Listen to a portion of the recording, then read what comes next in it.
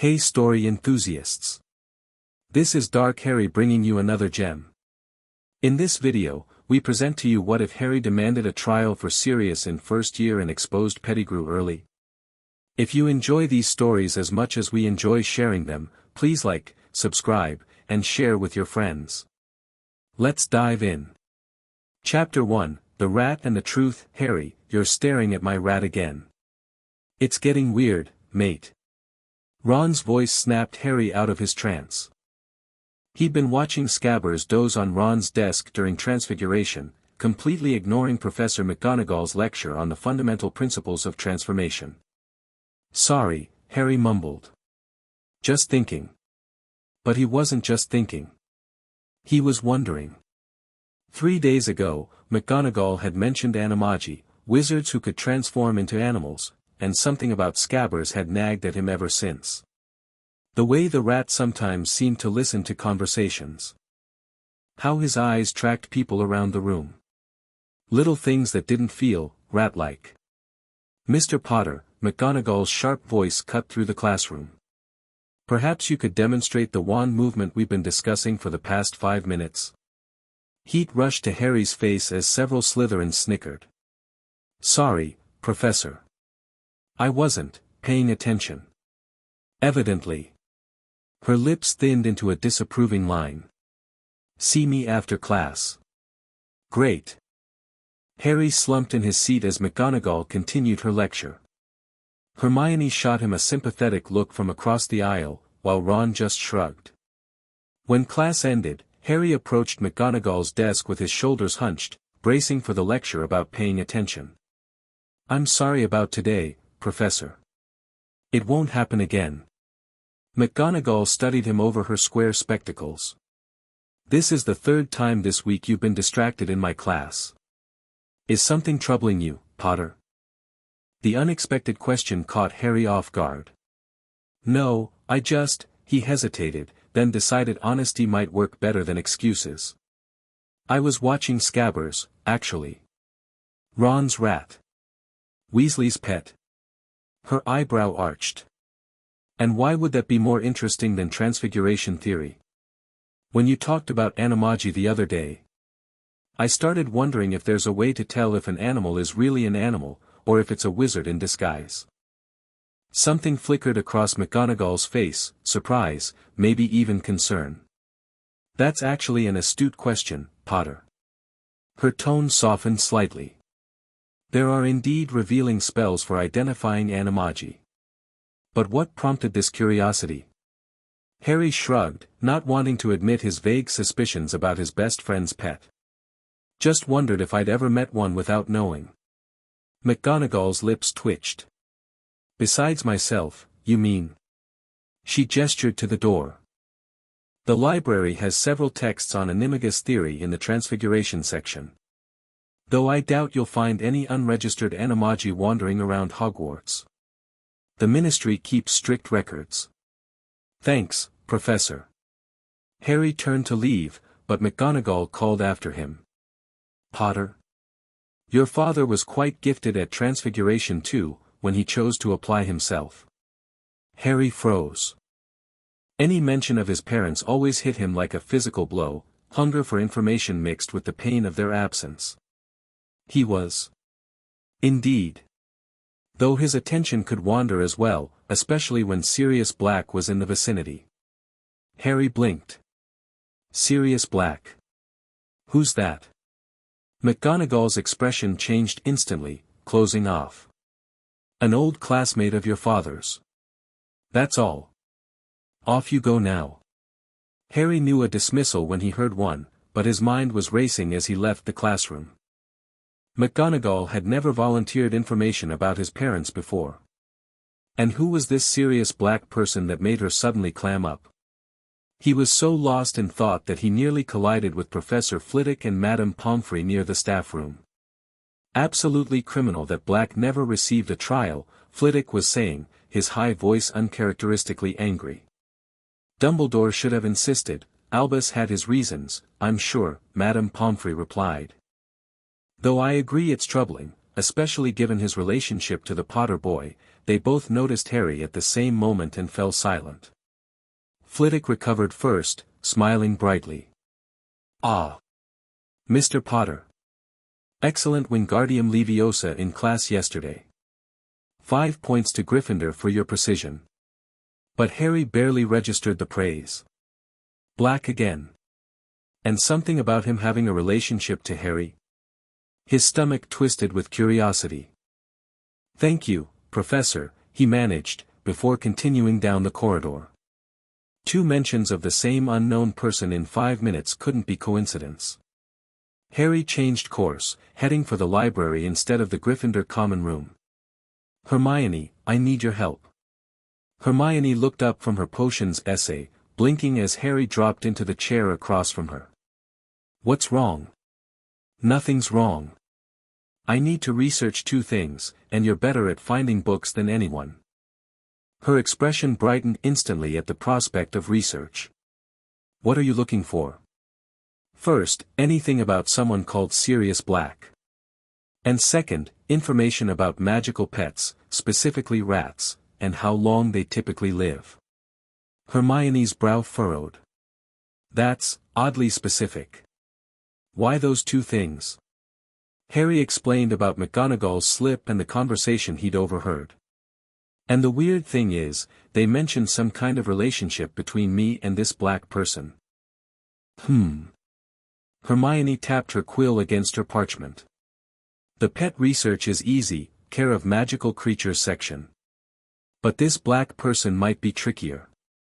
Have you tried asking Hagrid? He knew your parents, right?" "Not yet. I wanted to see what I could find first." They split up their research. Harry took magical pets while Hermione tackled recent wizarding history, where she thought they might find references to Sirius Black. 2 hours later, they reconvened at their table, both looking troubled. "Harry," Hermione whispered, leaning forward, "I think I know why the professors got weird. Sirius Black is in Azkaban, the wizard prison. He was arrested right after your parents died."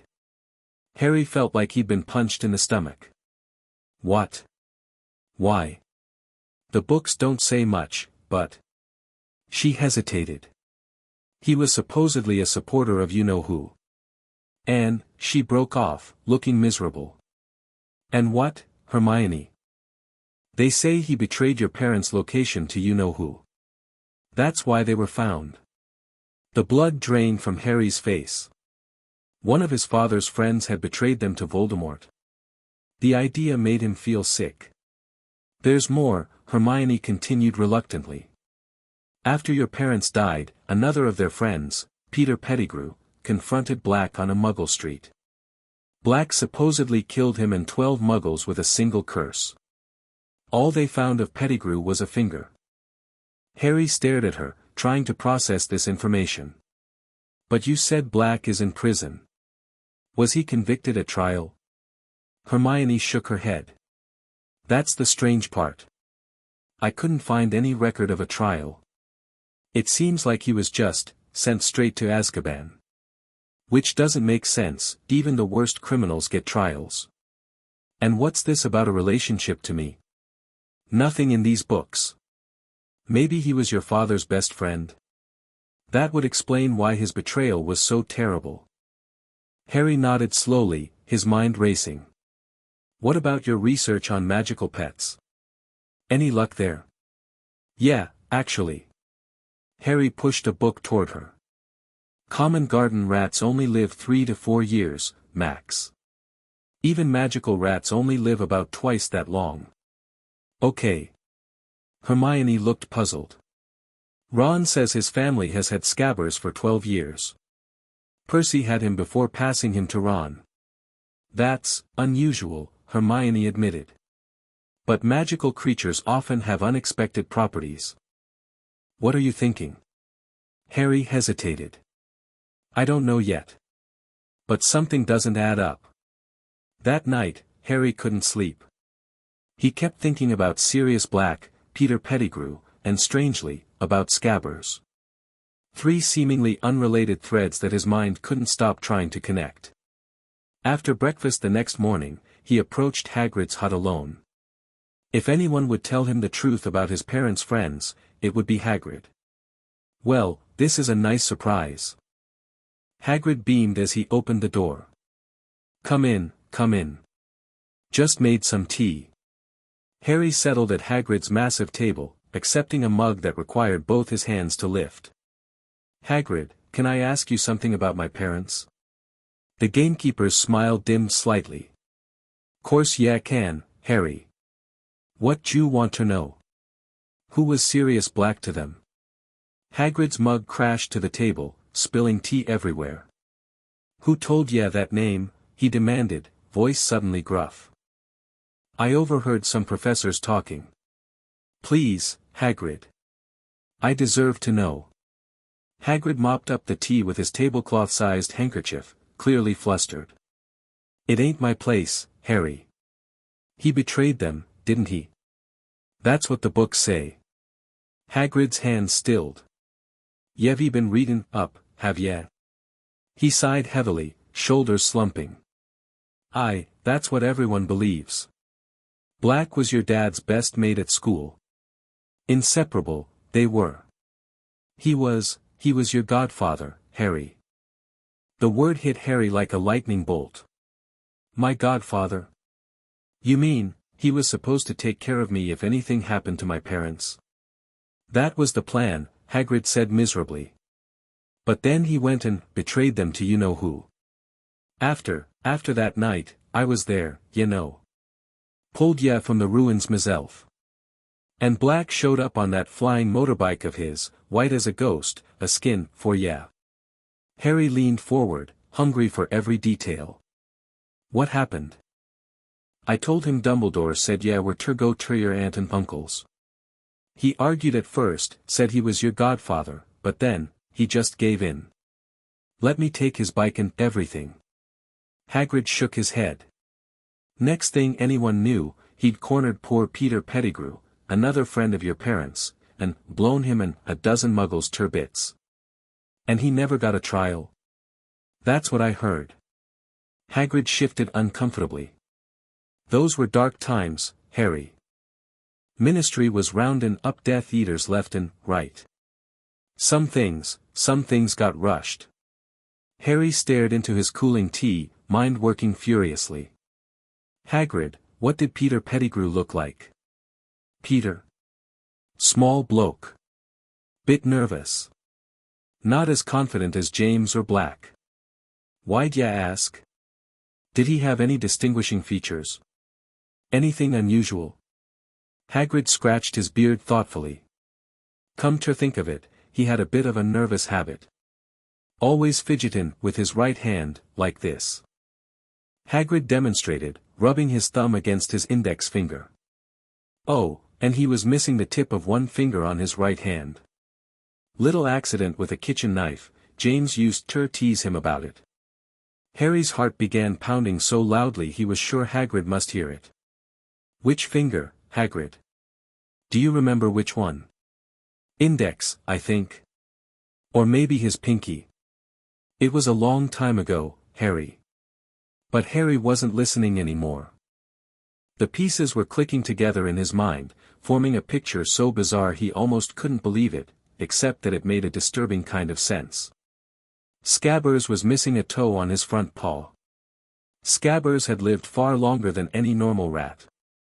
Pettigrew supposedly died with only a finger left. Black supposedly killed Pettigrew. But what if he hadn't? "You've gone mental," Ron declared, staring at Harry like he'd grown a second head. "Completely mental." They were sitting in the empty dormitory, where Harry had dragged Ron to explain his suspicions.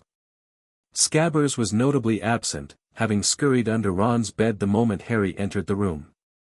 "Just listen to me," Harry insisted. "Scabbers has lived way too long for a normal rat. He's missing a toe on the same paw that would be Pettigrew's hand. And he's been acting weird ever since I started asking about Black and Pettigrew. He's a rat. Rats act weird." Ron's ears had gone red, a sure sign of his anger. "Next you'll be saying Trevor is actually Dumbledore in disguise. I know how it sounds, but, No, you don't. Ron stood up, fists clenched. You're saying my pet rat is actually some evil wizard who's been sleeping in my bed for months. Do you have any idea how insane that sounds? Harry took a deep breath. I know, Ron. But what if I'm right? Pettigrew was an adult wizard. If he's been pretending to be a rat, living with a wizarding family, sleeping in our dormitory. That gave Ron pause. A flicker of doubt crossed his face. But why would he do that? I don't know yet. But if Black was sent to prison for killing someone who isn't actually dead. Ron sat back down heavily on his bed. So what do you want to do? Just walk up and ask Scabbers if he's secretly a murderer in disguise? No, Harry said. I think we should take him to Professor McGonagall. She mentioned a spell that can force an animagus back into human form. And if you're wrong? If you're just paranoid and Scabbers is just a really old, weird rat? Harry met his friend's eyes.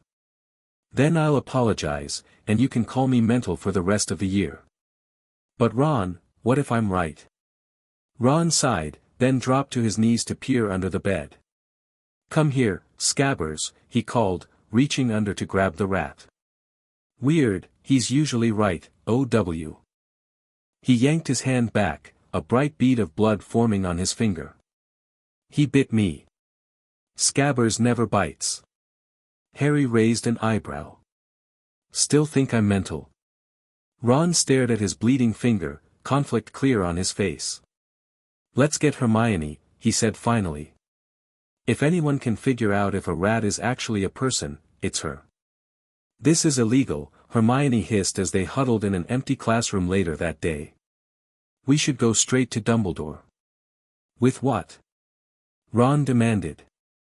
Harry's conspiracy theory. We need proof first. They'd spent 2 hours searching for Scabbers before finally cornering him in the common room. Now the rat was secured in a reinforced cage that Hermione had transfigured from a box.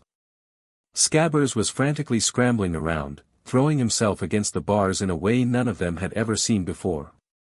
Look at him, Harry said quietly. Have you ever seen him this agitated? Ron shook his head, looking troubled. Never. I found the spell, Hermione announced, looking up from an advanced transfiguration text she'd somehow convinced Madame Pants to let her borrow. It's called the Animagus Reversal Spell. It forces an animagus back into human form but doesn't affect regular animals. Can you cast it? Harry asked. Hermione bit her lip. It's way beyond first-year level, but the wand movement isn't that complicated. I think we should try it together. All three of us. And if Scabbers really is, him? Ron still couldn't bring himself to say Pettigrew's name. We stun him and get McGonagall, Harry said firmly. No trying to handle this ourselves. They positioned themselves around the cage, wands drawn. Hermione walked them through the wand movement, a complex twist followed by a sharp jab, and the incantation, Revelio Hominum. On 3, she whispered. 1, 2, 3. Revelio Hominum, they shouted together. A flash of blue-white light erupted from their wands, striking the rat simultaneously. For a moment, nothing happened. Then Scabbers began to contort, his body stretching and warping in a horrific parody of transfiguration. Ron stumbled backward with a strangled yell as the cage burst apart. Where Scabbers had been, a short, balding man now crouched, his pointed nose and small, watery eyes unmistakably rat-like. His right hand was missing an index finger. Ron, the man wheezed, my dear boy, my kind master, stupefy. Harry shouted, remembering the stunning spell he'd read about. A jet of red light shot from his wand, but Pettigrew ducked, scrambling toward the door. Stupefy. Hermione tried, but her spell went wide, shattering a vase. Pettigrew yanked the door open and bolted into the corridor. The three friends gave chase, shouting for help as they ran. Stop him! Harry bellowed as Pettigrew rounded a corner and nearly collided with a group of startled Hufflepuffs. The commotion drew Professor McGonagall from her classroom, her face stern with disapproval until she saw the fleeing man. "Pettigrew," she gasped, her composure slipping for the first time Harry had ever seen. Her moment of shock gave Pettigrew the opening he needed. He darted past her, sprinting toward the entrance hall. "Impedimenta." McGonagall recovered, casting a jinx that narrowly missed as Pettigrew flung himself down the main staircase. By now, the corridors were filling with curious students and alarmed staff. Professor Flitwick emerged from the great hall just as Pettigrew reached the bottom of the stairs. "Stupefy," the tiny professor squeaked, his spell catching Pettigrew square in the back. The man crumpled, falling face first onto the stone floor. McGonagall descended the stairs with remarkable speed for her age, her wand trained on the unconscious figure. "Incarcerus," she said coldly, and rope sprang from her wand to bind Pettigrew tightly. She turned to face Harry, Ron, and Hermione, who had skidded to a stop halfway down the staircase. "Explain," she demanded, her voice shaking slightly, "exactly what is going on." "You're telling me," Professor Dumbledore said slowly, "that you discovered Peter Pettigrew was alive, disguised as Mr. Weasley's pet rat for the past 12 years, and you decided to confront him yourselves rather than inform a teacher." Harry, Ron, and Hermione sat uncomfortably in front of the headmaster's desk.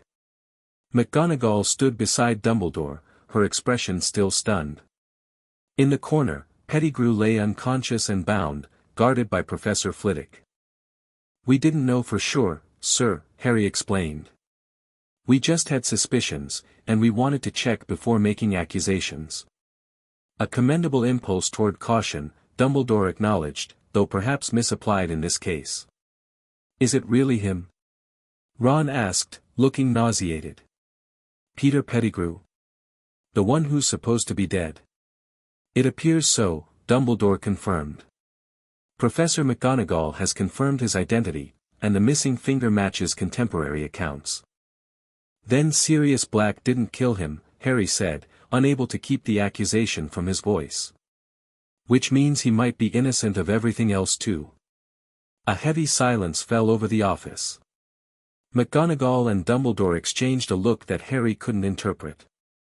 "That," Dumbledore said carefully, "is a possibility we must now consider." "Consider?"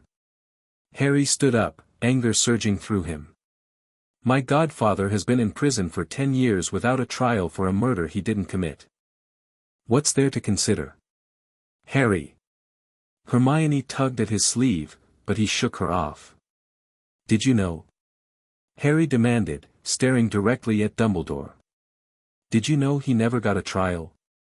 For the first time since Harry had met him, Dumbledore looked his age, ancient and weary. "I knew there were irregularities in how Sirius's case was handled," he admitted. "It was a chaotic time, Harry. The Ministry was overwhelmed with Death Eater trials, and the evidence against Sirius seemed overwhelming. But he was my parents' best friend. My godfather. Didn't that merit making sure?" "Harry, please sit down," McGonagall interjected, her voice gentler than usual. "This is a shock to all of us." But Harry remained standing, his hands trembling with emotion. "What happens now?" "Now," Dumbledore said, rising from his chair, "I shall contact Madame Bones at the Department of Magical Law Enforcement. Mr. Pettigrew will be taken into custody, and a full investigation will be launched into the events of that night." "And Sirius?" "If the evidence supports it, steps will be taken to secure his release and exoneration." "If?" Harry repeated incredulously. "The man he supposedly murdered is right there." He pointed at Pettigrew's unconscious form. "Legal procedures must be followed, Harry," Dumbledore said firmly. "We cannot simply demand Sirius's release without proper channels. The very rule of law that was circumvented in his case must now be our guide in setting things right." Harry wanted to argue further, but Hermione stood up beside him. "Harry," she whispered, "this is good news. They're going to investigate. Sirius will get justice." He took a deep breath, trying to calm himself. "How long will it take?" "That depends on the Ministry," Dumbledore replied. But I promise you, Harry, I will do everything in my power to expedite the process. Harry studied the headmaster's face, looking for any sign of deception. Finding none, he nodded stiffly. I want to be kept informed. He's my godfather. I have a right to know what happens. Something like approval flickered in Dumbledore's blue eyes. Yes, you do. I will keep you apprised of all significant developments. As they left Dumbledore's office, Harry's mind was racing. He'd come to Hogwarts expecting to learn magic and maybe make friends. Instead, he'd uncovered a decade-old miscarriage of justice and possibly changed the course of his own life. If Sirius was innocent, if he was freed, maybe Harry wouldn't have to go back to the Dursleys. Maybe he could finally have something like a real family. The thought gave him a warm, fierce hope that he'd never allowed himself before. News travels fast at Hogwarts, but never as fast as it did that day. By dinner, the entire school knew that Ron Weasley's rat had transformed into a supposedly dead wizard, that Sirius Black might be innocent, and that Harry Potter was somehow at the center of it all. Ron was simultaneously mortified and fascinated by his sudden notoriety. I can't believe I let him sleep in my bed, he moaned, pushing his food around his plate. A grown man. Pretending to be a pet. It's sick. At least you didn't change clothes in front of him, Seamus offered helpfully, making Ron groan and drop his head onto the table. Hermione, meanwhile, was buried in a stack of newspapers she'd convinced an older student to retrieve from the library archives. There's almost nothing about Black's arrest, she reported, scanning headlines. Just announcements of Pettigrew receiving the Order of Merlin posthumously and Black being taken to Azkaban. No trial transcript, no witness statements. Nothing. Harry barely heard them. His eyes were fixed on the staff table, where Dumbledore's seat remained conspicuously empty. The headmaster had departed immediately after their meeting, presumably to contact the ministry. Professor McGonagall was present, but she looked distracted, picking at her food with uncharacteristic inattention. What do you think is happening now? Harry asked, interrupting Hermione's research. She looked up, following his gaze to the staff table. I imagine Professor Dumbledore is at the ministry, presenting evidence. They'll need to question Pettigrew under Veritaserum, that's truth serum, she added, seeing Ron's confused expression. Will they let Sirius out right away?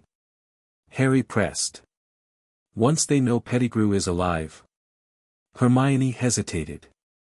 I don't know, Harry. The wizarding legal system seems complicated. And if what everyone says about Azkaban is true, Sirius might not be, well. What? Harry demanded. People go mad in Azkaban, Ron said quietly. The guards, Dementors, they suck all the happiness out of you. My dad says most prisoners lose their minds within a few months. Harry felt cold dread settle in his stomach. What if they freed Sirius only to discover he was too damaged to function? To be Harry's guardian? Mr. Potter. Harry turned to find Professor McGonagall standing behind him, her expression grave. The headmaster requests your presence in his office immediately. Miss Granger, Mr. Weasley, you are welcome to accompany him, given your involvement in today's events. They followed McGonagall through the now silent Great Hall, feeling the weight of hundreds of curious stares on their backs. Harry's heart pounded against his ribs. Had something gone wrong? Was the ministry refusing to investigate?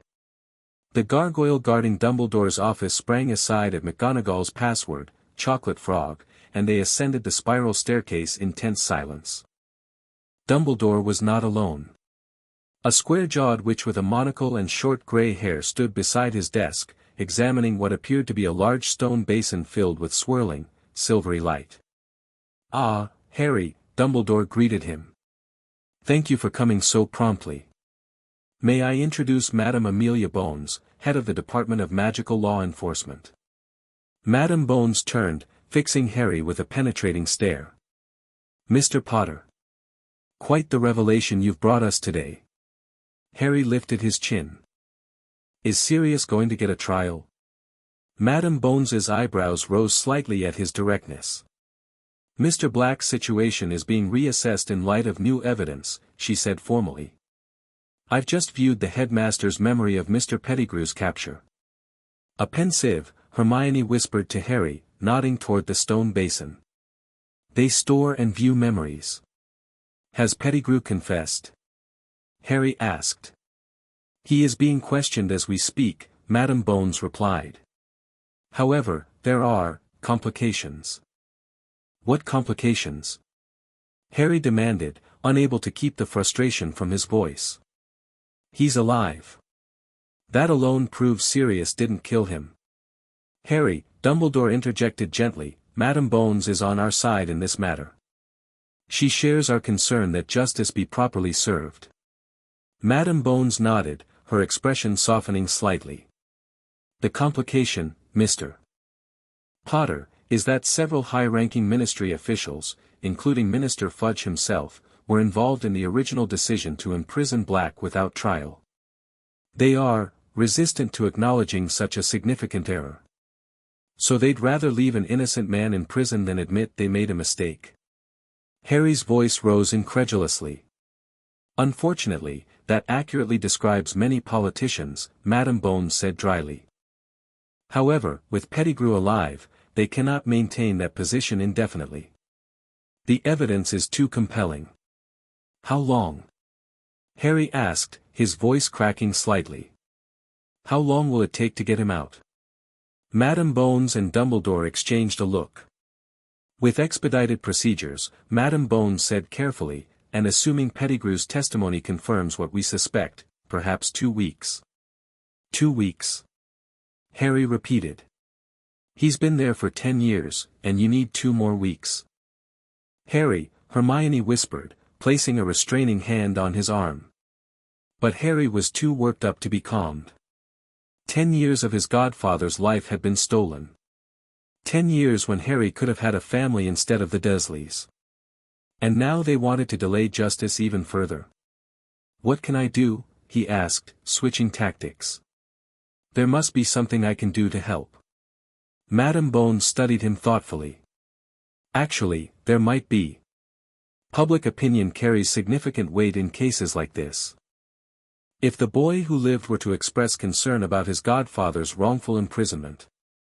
You want me to use my fame? Harry clarified, surprised. Sometimes, Dumbledore said quietly, using influence for the right reasons is not only acceptable but necessary. Harry considered this. He'd always hated his celebrity status, the way people stared at his scar and whispered about him. But if it could help Sirius. What do you need me to do? The next morning, the Daily Prophet carried a front-page headline that sent shockwaves through the wizarding community. Boy who lived demands justice for Godfather Peter Pettigrew found alive at Hogwarts. Sirius Black imprisoned without trial. The article included quotes from Harry about his shock at discovering his parents' friend had never received due process, alongside stern statements from Madam Bones about the ministry's commitment to justice. Minister Fudge was quoted promising a full and transparent investigation into these troubling allegations. The response was immediate and overwhelming. Owls flooded into Hogwarts from witches and wizards across Britain, most expressing outrage at the miscarriage of justice. Several influential wizarding families, including the Longbottoms and, surprisingly, the Malfoys, issued public statements calling for an immediate review of Black's case. My father says it's an absolute disgrace, Draco Malfoy announced loudly in Potions class, for once not directing his comments against Harry. A pureblood heir of the House of Black thrown in prison without trial. Mother is beside herself, Black is her cousin, you know. Harry, who hadn't known this, filed away the information for later consideration. The politics of pureblood families were confusing, but if it meant more pressure on the ministry, he'd take whatever allies he could get.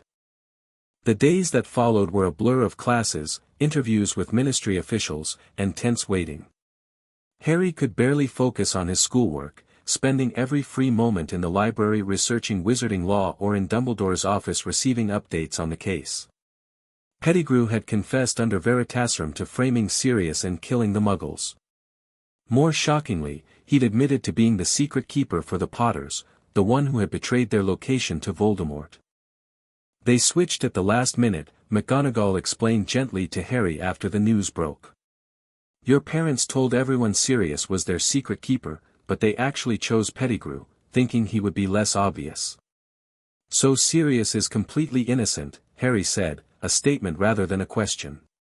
Yes, McGonagall confirmed, her voice thick with emotion.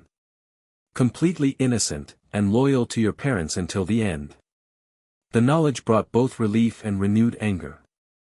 Every new detail underscored the magnitude of the injustice done to Sirius, and by extension, to Harry himself.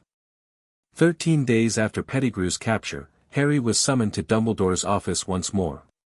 His heart pounding with anticipation, he rushed through the corridors, nearly colliding with several students in his haste. Dumbledore was standing by the window when Harry entered, gazing out at the grounds with his hands clasped behind his back. You wanted to see me, Professor? Dumbledore turned, a small smile playing at his lips. Indeed, Harry. I thought you would want to be the first to know. The 11aWhat has just concluded an emergency session regarding Sirius Black's case. Harry held his breath, afraid to hope. And? In light of the overwhelming evidence, all charges against Sirius have been dismissed. He has been fully exonerated and will be released from Azkaban tomorrow morning. The room seemed to spin around Harry. After all the fighting, all the frustration and delays, it had actually happened. Sirius was free. Can I see him? He asked immediately. When he's released? Dumbledore's smile faded slightly. That is a more complicated question.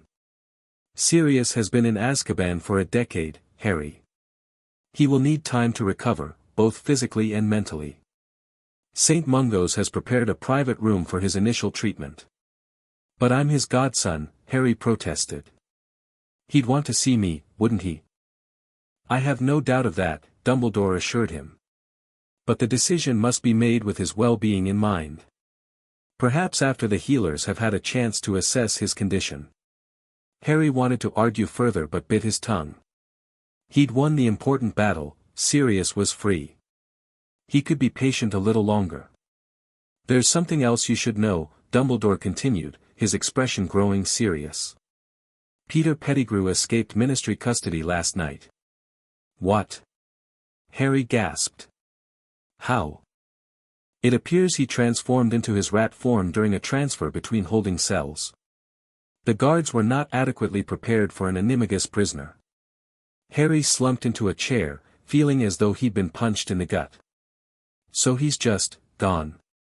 After everything? The Aurors are searching for him, but yes, for now, he has eluded justice. Dumbledore sighed heavily. It is a bitter pill to swallow, especially given all you've done to bring the truth to light. Could he hurt Sirius again? Harry asked, sudden fear gripping him. Or come after me? Additional security measures are being put in place for both of you, Dumbledore assured him. And Pettigrew knows his true nature has been revealed. He will be focused on hiding, not revenge. Harry wasn't so sure about that, but he nodded anyway. One problem at a time. First, get Sirius free and healthy. Then worry about Pettigrew. Professor, he said suddenly, a new thought occurring to him, if Sirius is my legal guardian, does that mean I don't have to go back to the Dursleys? Dumbledore's expression grew troubled. That is a discussion for another time, Harry. There are protections in place at your aunt's home that are significant to your safety. But Sirius is my godfather. My parents wanted me with him. And in time, perhaps that will be possible, Dumbledore said vaguely. But there are many factors to consider, not least of which is Sirius's recovery. Let us focus on celebrating his freedom for now. Harry recognized the deflection but decided not to push. He'd won enough battles for one day. The war for his future could wait a little longer. As he left Dumbledore's office, a strange mixture of emotions swirled within him. Joy at Sirius's exoneration. Fury at Pettigrew's escape. Hope for a future with a real family. And underneath it all, a fierce pride in what he'd accomplished. He'd come to Hogwarts expecting to learn about magic. Instead, he'd learned something far more important. Sometimes justice required more than just following the rules. Sometimes it required asking uncomfortable questions, challenging authority, and refusing to accept the status quo. It was a lesson he wouldn't soon forget. 3 days later, Harry received a letter delivered by an unfamiliar tawny owl. His hands trembled as he broke the wax seal and unfolded the parchment. The handwriting was shaky but legible, as if written by someone unaccustomed to holding a quill.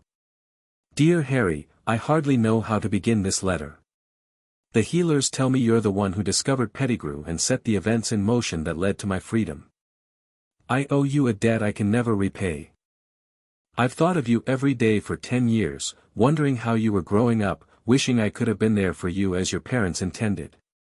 The guilt of suggesting Peter as secret keeper has haunted me endlessly.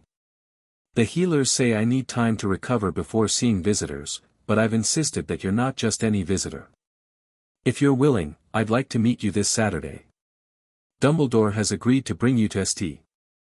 Mungo's, where I'm currently residing, much against my wishes, but apparently I'm malnourished and traumatized, their words, not mine.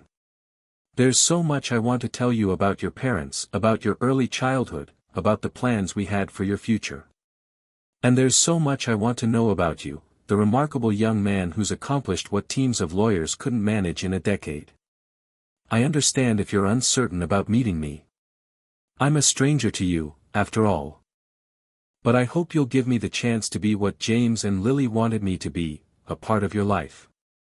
With immeasurable gratitude and affection, Sirius Black, your godfather, if you'll have me. Harry read the letter 3 times, his vision blurring with unshed tears.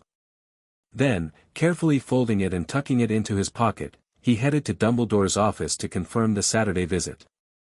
For the first time since arriving at Hogwarts, he felt like he truly belonged in the wizarding world. Not because he was the boy who lived, or because he could perform magic, but because he'd found a connection to his parents, a living link to the family he'd lost. Pettigrew might be at large, and Voldemort might still cast a shadow over the wizarding world, but Harry no longer felt alone in facing those threats. He had friends who'd stood by him through this ordeal. He had professors who'd supported his quest for justice. And now, he had a godfather who wanted to be part of his life. Whatever came next, they would face it together.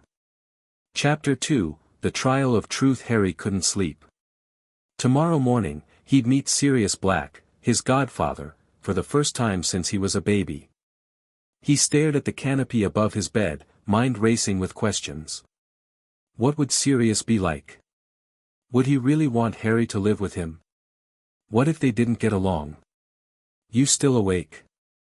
Ron's whisper cut through the darkness. Yeah, Harry admitted. Can't stop thinking about tomorrow. Makes sense. Not every day you meet your long-lost godfather who just got out of wizard prison.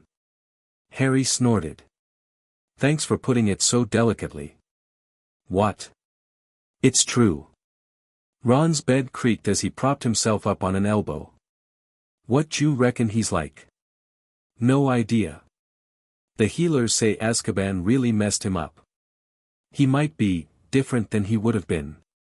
Different how? Harry swallowed hard. They say the Dementors make you relive your worst memories over and over. For 10 years. Blimey, Ron breathed. And he was innocent the whole time. The familiar surge of anger rose in Harry's chest. Yeah. And nobody bothered to check. Well, you did, Ron pointed out. You fixed it. But had he? Harry wasn't so sure. Sirius was out of prison, but Pettigrew was still free.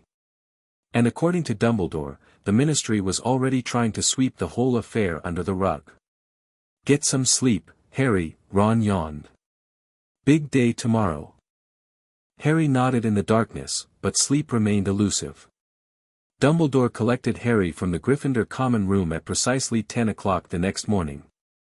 Ready, Harry? The headmaster asked kindly, noticing Harry's obvious nervousness.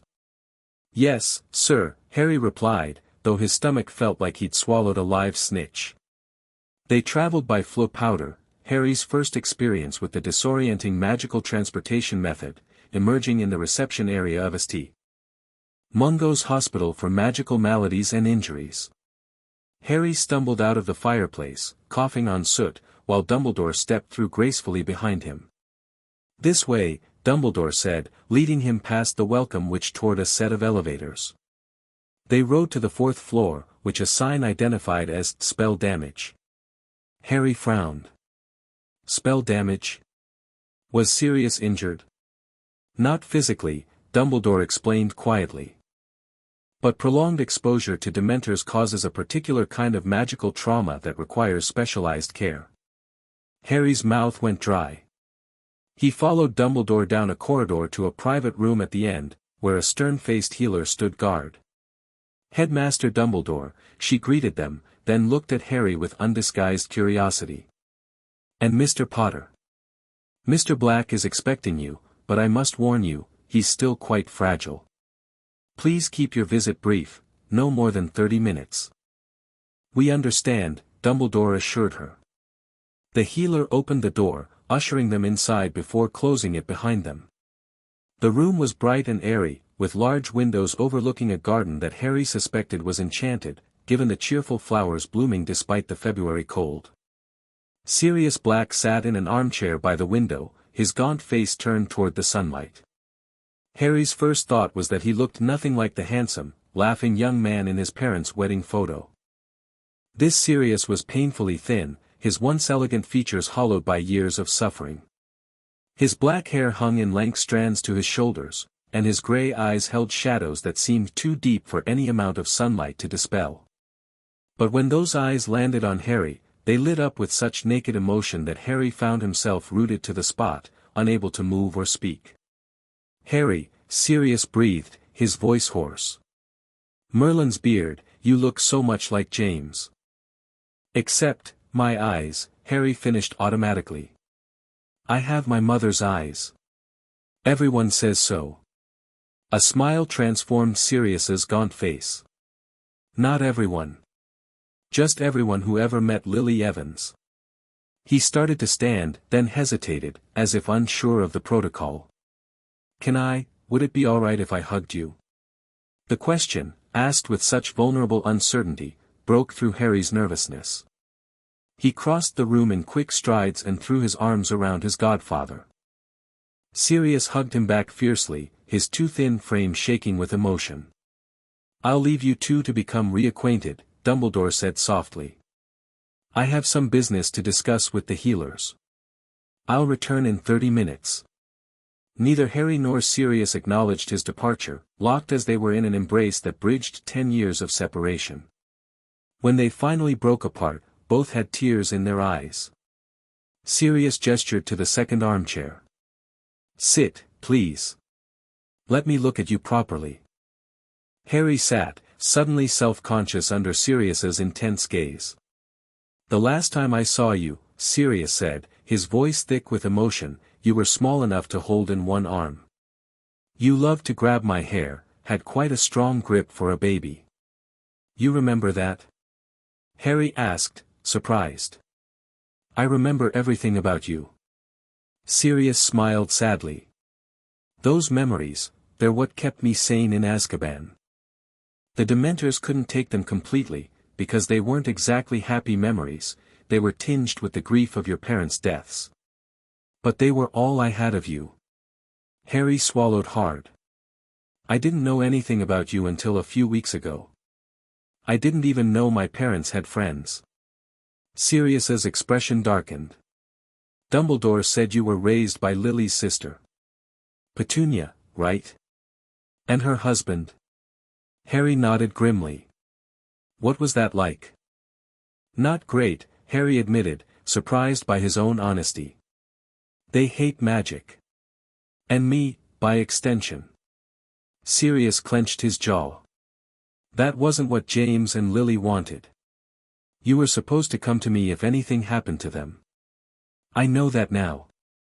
Harry hesitated, then decided to ask the question burning in his mind. Does that offer still stand?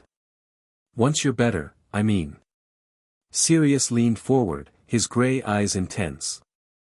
Harry, nothing would make me happier than for you to come live with me. It's all I've thought about since I heard you were the one who found Pettigrew. He ran a hand through his tangled hair. But I won't lie to you. I'm a mess. The healers say I need months of treatment. And there will be legal hurdles. The ministry isn't exactly thrilled about admitting their mistake. I don't care how long it takes, Harry said firmly. I'll help however I can.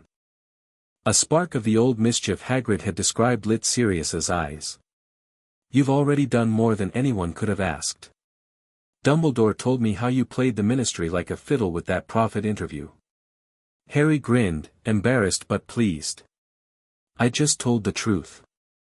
Sometimes that's the most revolutionary act possible. Sirius sobered.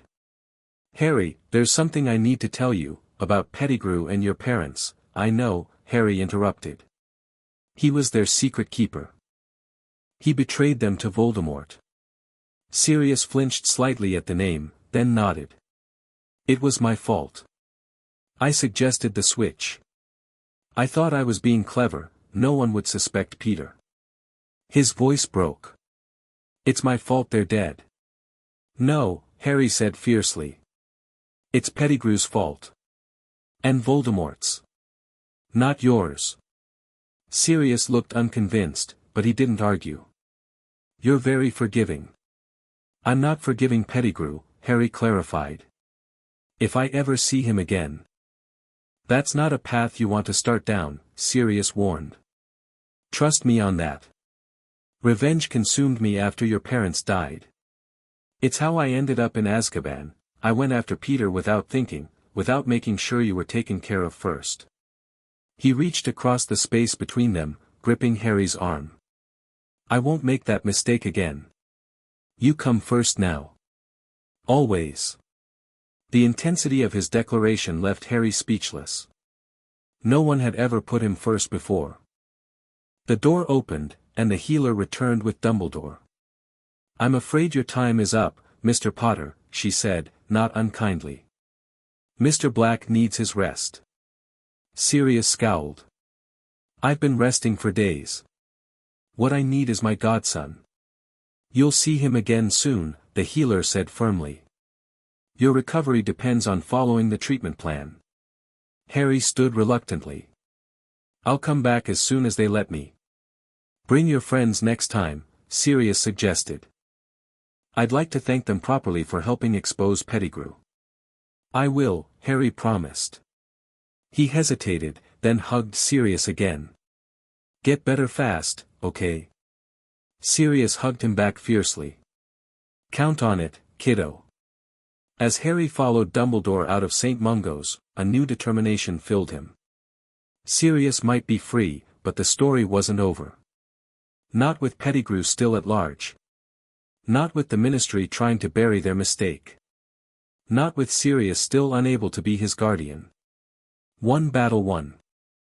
Many more to fight. The next few weeks passed in a whirlwind of activity. Harry visited Sirius twice more, each time seeing noticeable improvements in his godfather's health and spirits. Sirius still looked gaunt, but his eyes were clearer, his movements more fluid, and his laugh, a bark-like sound that startled the healers, came more frequently. Meanwhile, the political fallout from Sirius's case continued to reverberate through the wizarding world. Minister Fudge had issued a formal apology, but rumors circulated that he was privately furious about the embarrassment to his administration. Several lower-level ministry officials had been sacked, scapegoated for decisions made long before Fudge took office. More troublingly, the Daily Prophet's coverage had begun to shift. The initial outrage over an innocent man's imprisonment had given way to subtle questions about whether Black was truly innocent or merely not guilty of these particular crimes. They're laying the groundwork to deny him custody of you, Hermione observed grimly, reading the latest article over breakfast. Look at this, sources close to the ministry question whether a man who spent a decade in Azkaban could provide a stable home environment for the boy who lived. Harry scowled. They can't do that. He's my legal guardian. Actually, Hermione said cautiously, I've been researching wizarding guardianship law. It's not that straightforward. Your aunt and uncle have been your legal guardians for 10 years. Transferring custody back to Sirius would require their consent or a formal hearing before the 11aWhat. The Dursleys would sign me over in a heartbeat, Harry said confidently. They hate having me around. But the Ministry could still block it if they deemed Sirius unfit, Hermione pointed out. And they're clearly laying the PR groundwork for exactly that argument. Ron, who had been uncharacteristically quiet during this exchange, suddenly slammed down his pumpkin juice. This is mental. They lock up an innocent bloke for 10 years, and now they're going to use the damage they caused to keep him from his godson. That's politics for you, said a new voice. Fred Weasley dropped onto the bench beside Harry, with George right behind him. Fudge can't admit he messed up this badly, George added. Makes him look incompetent. He is incompetent, Harry muttered. True, but politicians hate looking like what they are, Fred grinned. Dad says there's chaos at the Ministry. Everyone's trying to cover their own backsides. Arthur Weasley, Ron's father, worked at the Ministry in the misuse of Muggle artifacts office. While not highly placed, he often heard Ministry gossip. What else did your dad say? Harry asked eagerly. Well, George lowered his voice conspiratorially, he reckons Fudge is getting pressure from both sides. Some of the old pureblood families, including the Malfoys, oddly enough, are outraged about Black's treatment. Apparently, chucking the heir of a sacred 28 family into Azkaban without a trial crosses some line they care about. Sacred 28. Harry repeated. The supposedly, truly pure-blood, wizarding families, Hermione explained, making air quotes. It's an elitist concept, but in this case, it might work in Sirius's favor. Meanwhile, Fred continued, Dumbledore is leaning on the 11aWhat members who support him, arguing that this case shows exactly why proper legal procedures matter. And where does that leave me and Sirius? Harry demanded. The twins exchanged glances. That, Fred said soberly, is the million-galleon question. As Harry mulled this over, the morning owls swooped into the great hall. A handsome tawny owl, the same one that had delivered Sirius's first letter, dropped a thick envelope in front of Harry. He tore it open eagerly. Inside was a letter from Sirius, along with what appeared to be a formal legal document. Harry, the political vultures are circling, as you've no doubt noticed from the Prophet's reporting. Time to go on the offensive. Enclosed is a formal petition for a custody hearing before the 11aWhat. My lawyers have prepared it, but it needs your signature to proceed. This will force the Ministry to address the guardianship question directly rather than letting them undermine me through press insinuations. It's a bold move, and Dumbledore advises caution. But I didn't spend 10 years in Azkaban to play it safe now. If you're willing to take this step, sign the enclosed document and return it with this owl. On a lighter note, the healers say I can have a supervised trip to Hogsmeade next weekend. If Dumbledore permits it, perhaps you could meet me at the Three Broomsticks. Bring your friends, I owe them butterbeers at minimum. Your impatient but improving godfather, Sirius. Harry read the letter twice, then passed it to Ron and Hermione. The legal document was intimidating, full of formal language about the petitioner, Sirius Orion Black, and the minor child, Harry James Potter, but the gist was clear, Sirius was officially seeking to become Harry's guardian. Are you going to sign it? Ron asked when they'd all finished reading. Harry didn't hesitate. Of course. Where's a quill? Harry, wait, Hermione said, placing a restraining hand on his arm. This is a major legal step. Shouldn't you talk to Dumbledore first? Why? Harry challenged. Sirius is my godfather. My parents wanted him to raise me if anything happened to them. I know, but... Hermione bit her lip. There might be reasons Dumbledore placed you with your aunt and uncle specifically. Magical reasons. Like what? I don't know exactly. But you're not just any wizard, Harry. There might be protections at your relative's house that Dumbledore put in place. Harry frowned, remembering Dumbledore's vague references to protections during their previous conversations. But he shook his head resolutely. If there are, he can explain them at the hearing. I'm not making decisions based on hints and maybes. Before Hermione could argue further, Harry borrowed her quill, signed the document with a flourish, and attached it to the waiting owl's leg. There, he said as the owl took flight. Now the Ministry has to deal with us directly. Harry's decision set off a chain reaction that reverberated through Hogwarts and beyond. The very next day, Dumbledore summoned him to his office, blue eyes troubled behind half-moon spectacles. Harry, the headmaster began gently, while I understand your eagerness to live with Sirius, I'm concerned that you've initiated legal proceedings without fully understanding the implications. What implications? Harry asked, trying to keep his tone respectful despite his frustration. He's my godfather. My parents chose him. Indeed they did, Dumbledore acknowledged.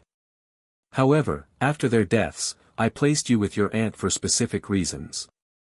Your mother's sacrifice created a powerful protection that lives on in her blood, in your Aunt Petunia's blood.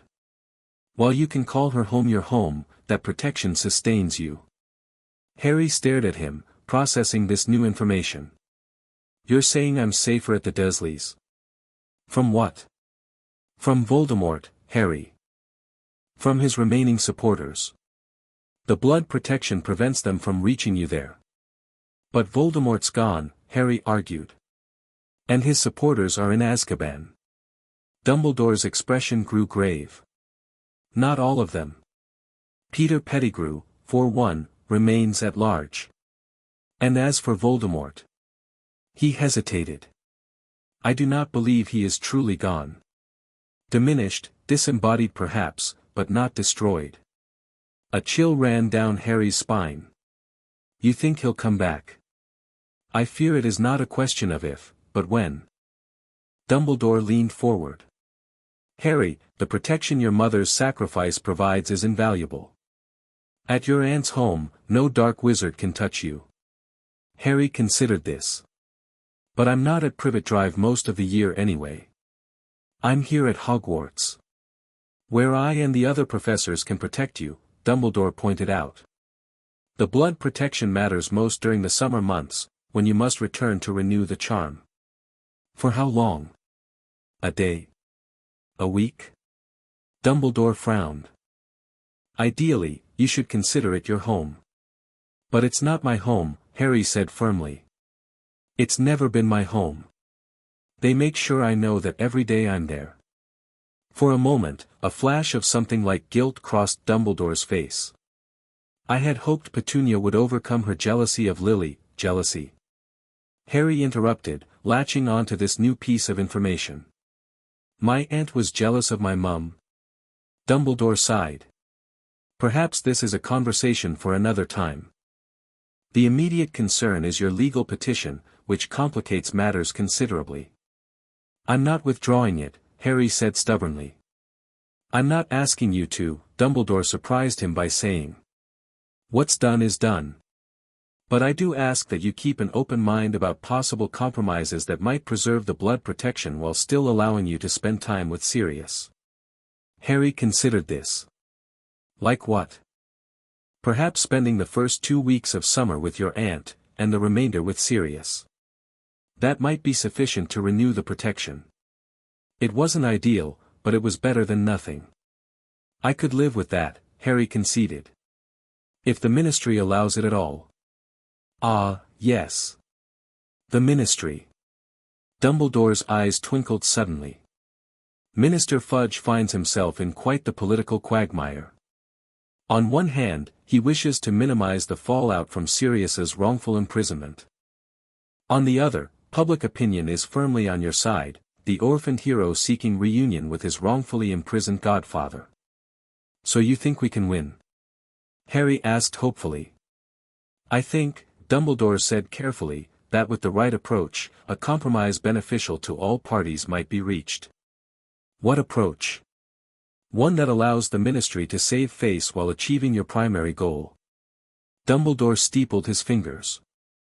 Would you be amenable to a meeting with Minister Fudge? Informally, before the 11aWhat hearing? Harry considered this. Would Sirius be there? If the healers permitted, yes. Then yes, Harry decided. I'll meet with Fudge. Dumbledore smiled. Excellent. I'll make the arrangements.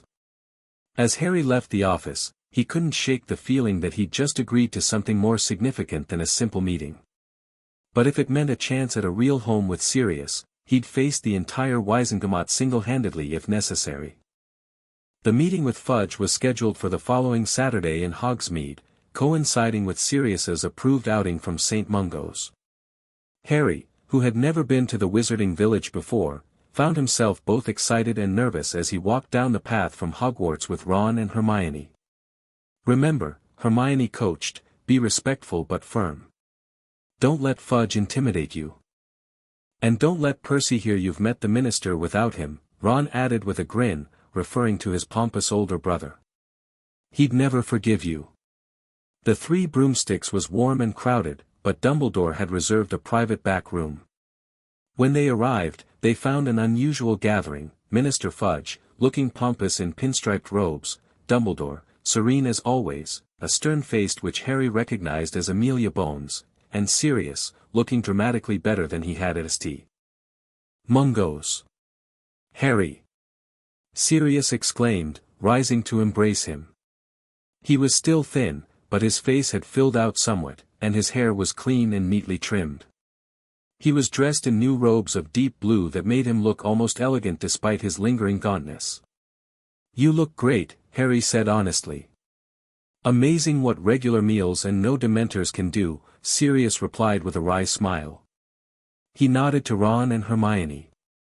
And these must be the friends who helped expose Pettigrew.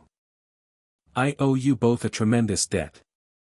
Ron's ears turned red. It was mostly Harry, really. Don't sell yourself short, Sirius said. Harry told me how you reacted when he accused your pet of being a Death Eater in disguise. Many wizards twice your age wouldn't have shown such open-mindedness. Before Ron could respond, Fudge cleared his throat pointedly. Yes, very touching reunion, he said impatiently. But we have serious matters to discuss. Indeed we do, Dumbledore agreed pleasantly. Perhaps we should all be seated. Once everyone was settled around the table, Amelia Bones took charge. Mr. Potter, Mr. Black, thank you for agreeing to this preliminary discussion. As you know, the formal 11aWhat hearing on the guardianship petition is scheduled for next month. However, Minister Fudge felt an informal conversation might help us reach an amicable solution. Quite right, Fudge blustered. No need to drag the 11aWhat into family matters if we can avoid it. Harry exchanged glances with Sirius, who gave him a slight nod of encouragement. I appreciate that, Minister, Harry said carefully. But I'm not sure what there is to discuss. Sirius is my godfather. My parents named him as my guardian. He was wrongfully imprisoned and is now free. It seems straightforward. Fudge's face reddened slightly. Straightforward? My boy, nothing about this situation is straightforward. Black has spent a decade in Azkaban. The psychological effects alone are being addressed by the finest healers at St. Mungo's, Sirius interrupted coolly. Who report excellent progress, as Madame Bones can confirm. Madame Bones nodded. The healers are indeed optimistic about Mr. Black's recovery. However, she added, giving Sirius a pointed look, they also emphasize that stability is crucial during this period. Exactly. Fudge seized on this. Taking on the guardianship of a child, particularly one as, high profile as Mr. Potter, would hardly contribute to stability. With all due respect, Minister, Hermione interjected unexpectedly, wouldn't having his godson in his life provide exactly the kind of meaningful connection that promotes psychological healing? Fudge blinked, clearly thrown by this intervention from an unexpected quarter. And you are. Hermione Granger, sir. I've been researching the therapeutic approaches to dementor exposure. Family connections are consistently cited as crucial to recovery. Harry shot Hermione a grateful look as Fudge sputtered. Well, that is, the experts at the Ministry. Miss Granger raises an excellent point, Dumbledore interceded smoothly. Perhaps we might consider a gradual transition. One that acknowledges both Mr. Black's recovery needs and Harry's unique security considerations. Security considerations? Sirius repeated sharply. Dumbledore briefly explained the blood protection that Harry received at the Dursleys, while Sirius's expression grew increasingly troubled. So you're saying he needs to return there, even if the 11aWhat grants me guardianship? For a brief period each summer, yes, Dumbledore confirmed. To renew the protection. Sirius looked at Harry. What do you think about this? The simple question, asking for his opinion rather than telling him what would happen, made Harry's chest tighten with emotion. I could handle 2 weeks at the Dursleys if I knew I'd be with you afterward, he said honestly. Sirius nodded thoughtfully, then turned to Fudge. What if I propose the following? I continue my treatment at St. Mungo's until the end of the school year. During that time, I'll secure appropriate housing for Harry and myself. Harry spends 2 weeks with his aunt and uncle at the beginning of summer to maintain this blood protection, then comes to live with me for the remainder. The Ministry conducts monthly wellness checks during the first year if they're concerned about my fitness as a guardian. Fudge tugged at his collar, looking cornered. Well, it could be considered, but, a reasonable proposal, Madam Bones cut in firmly. Provided the healers confirm Mr. Black's readiness by the end of term. And what about the hearing? Harry asked. Is it still necessary? Madam Bones and Dumbledore exchanged glances. Legally, yes, Madam Bones said. But it could be largely procedural, to formalize the arrangement Mr. Black has proposed, rather than to debate its merits. And to acknowledge publicly that the Ministry recognizes Mr. Black as Harry's rightful guardian, Dumbledore added pointedly. Fudge squirmed in his seat but evidently recognized he was outmaneuvered. Yes, well.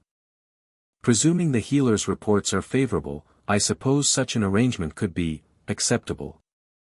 Harry could hardly believe it was happening so easily. He'd expected a fight, not this relatively smooth negotiation. He caught Sirius's eye, and his godfather winked at him, confirming Harry's suspicion that considerable behind-the-scenes maneuvering had preceded this meeting. Then we have an agreement in principle, Dumbledore concluded cheerfully. Excellent. I believe this calls for refreshments. Madame Rosmerta's butterbeers are particularly fine. As the adults sorted out the details, Harry leaned toward Sirius. That was too easy, he whispered. What did you do? Sirius's lips twitched. Let's just say my family name still carries some weight in certain circles. And Madam Bones has never been Fudge's biggest supporter. Plus, Ron added under his breath, nobody wants to be seen opposing the boy who lived right now. Not with all the public sympathy. Using fame has its uses after all, Harry admitted, thinking of how reluctant he'd been to leverage his celebrity before all this began. Just be careful with that power, Sirius cautioned quietly. It's a tool, not a weapon. Harry nodded seriously, filing away the advice. Then Madame Rosmerta arrived with butterbeers for everyone, and the conversation turned to lighter topics. Watching Sirius laugh with his friends, seeing the genuine warmth in his godfather's eyes whenever they met his own, Harry felt a contentment he'd never experienced before. This, he realized, was what it felt like to have a family who wanted you. The formal 11aWhat hearing was scheduled for April 15th, a date that loomed large in Harry's mind as he tried to focus on classes, Quidditch, and the everyday dramas of Hogwarts life. Sirius wrote regularly, keeping Harry updated on his recovery, his housing search, and the legal preparations. Reading between the lines, Harry could tell his godfather was navigating a complex political landscape, with various factions attempting to use the high-profile case for their own ends. The old pureblood families are suddenly very concerned about proper legal procedure, Sirius wrote in one letter. Lucius Malfoy himself expressed his outrage at my treatment to the prophet. Don't be fooled, they couldn't care less about justice. They're terrified the same thing could happen to them someday.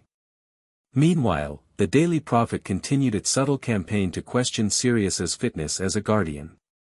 While they no longer directly suggested he was guilty of any crimes, they ran features on Azkaban's psychological toll and challenges of post-incarceration adjustment.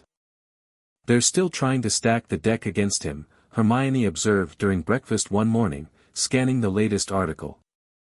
Listen to this, sources close to the 11aWhat express concern about rushed custody decisions that prioritize adult feelings over child welfare. They're framing it like Sirius is selfishly putting his wants above your needs. Harry stabbed at his eggs in frustration. That's rubbish. I'm the one who pushed for this from the beginning. Which is why you need to testify at the hearing, Hermione said firmly. The 11aWhat needs to hear directly from you that this is what you want. Can I? I'm only 11. In guardianship cases involving magical children over 7, the child's stated preferences are considered, Hermione recited. I've been researching wizarding family law. Of course you have, Ron said, rolling his eyes, but his tone was affectionate. The prospect of testifying before the 11aWhat, the highest court in wizarding Britain, was intimidating, but Harry didn't hesitate. If speaking up could help secure a future with Sirius, he'd face whatever nerves came with it.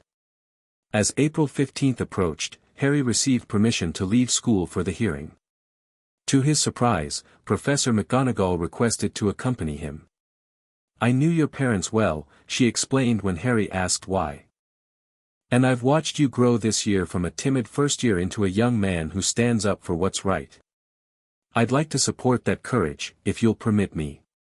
Touched by her unexpected show of personal investment, Harry readily agreed. The night before the hearing, he barely slept. He'd prepared what he wanted to say, with Hermione's help, but doubts plagued him.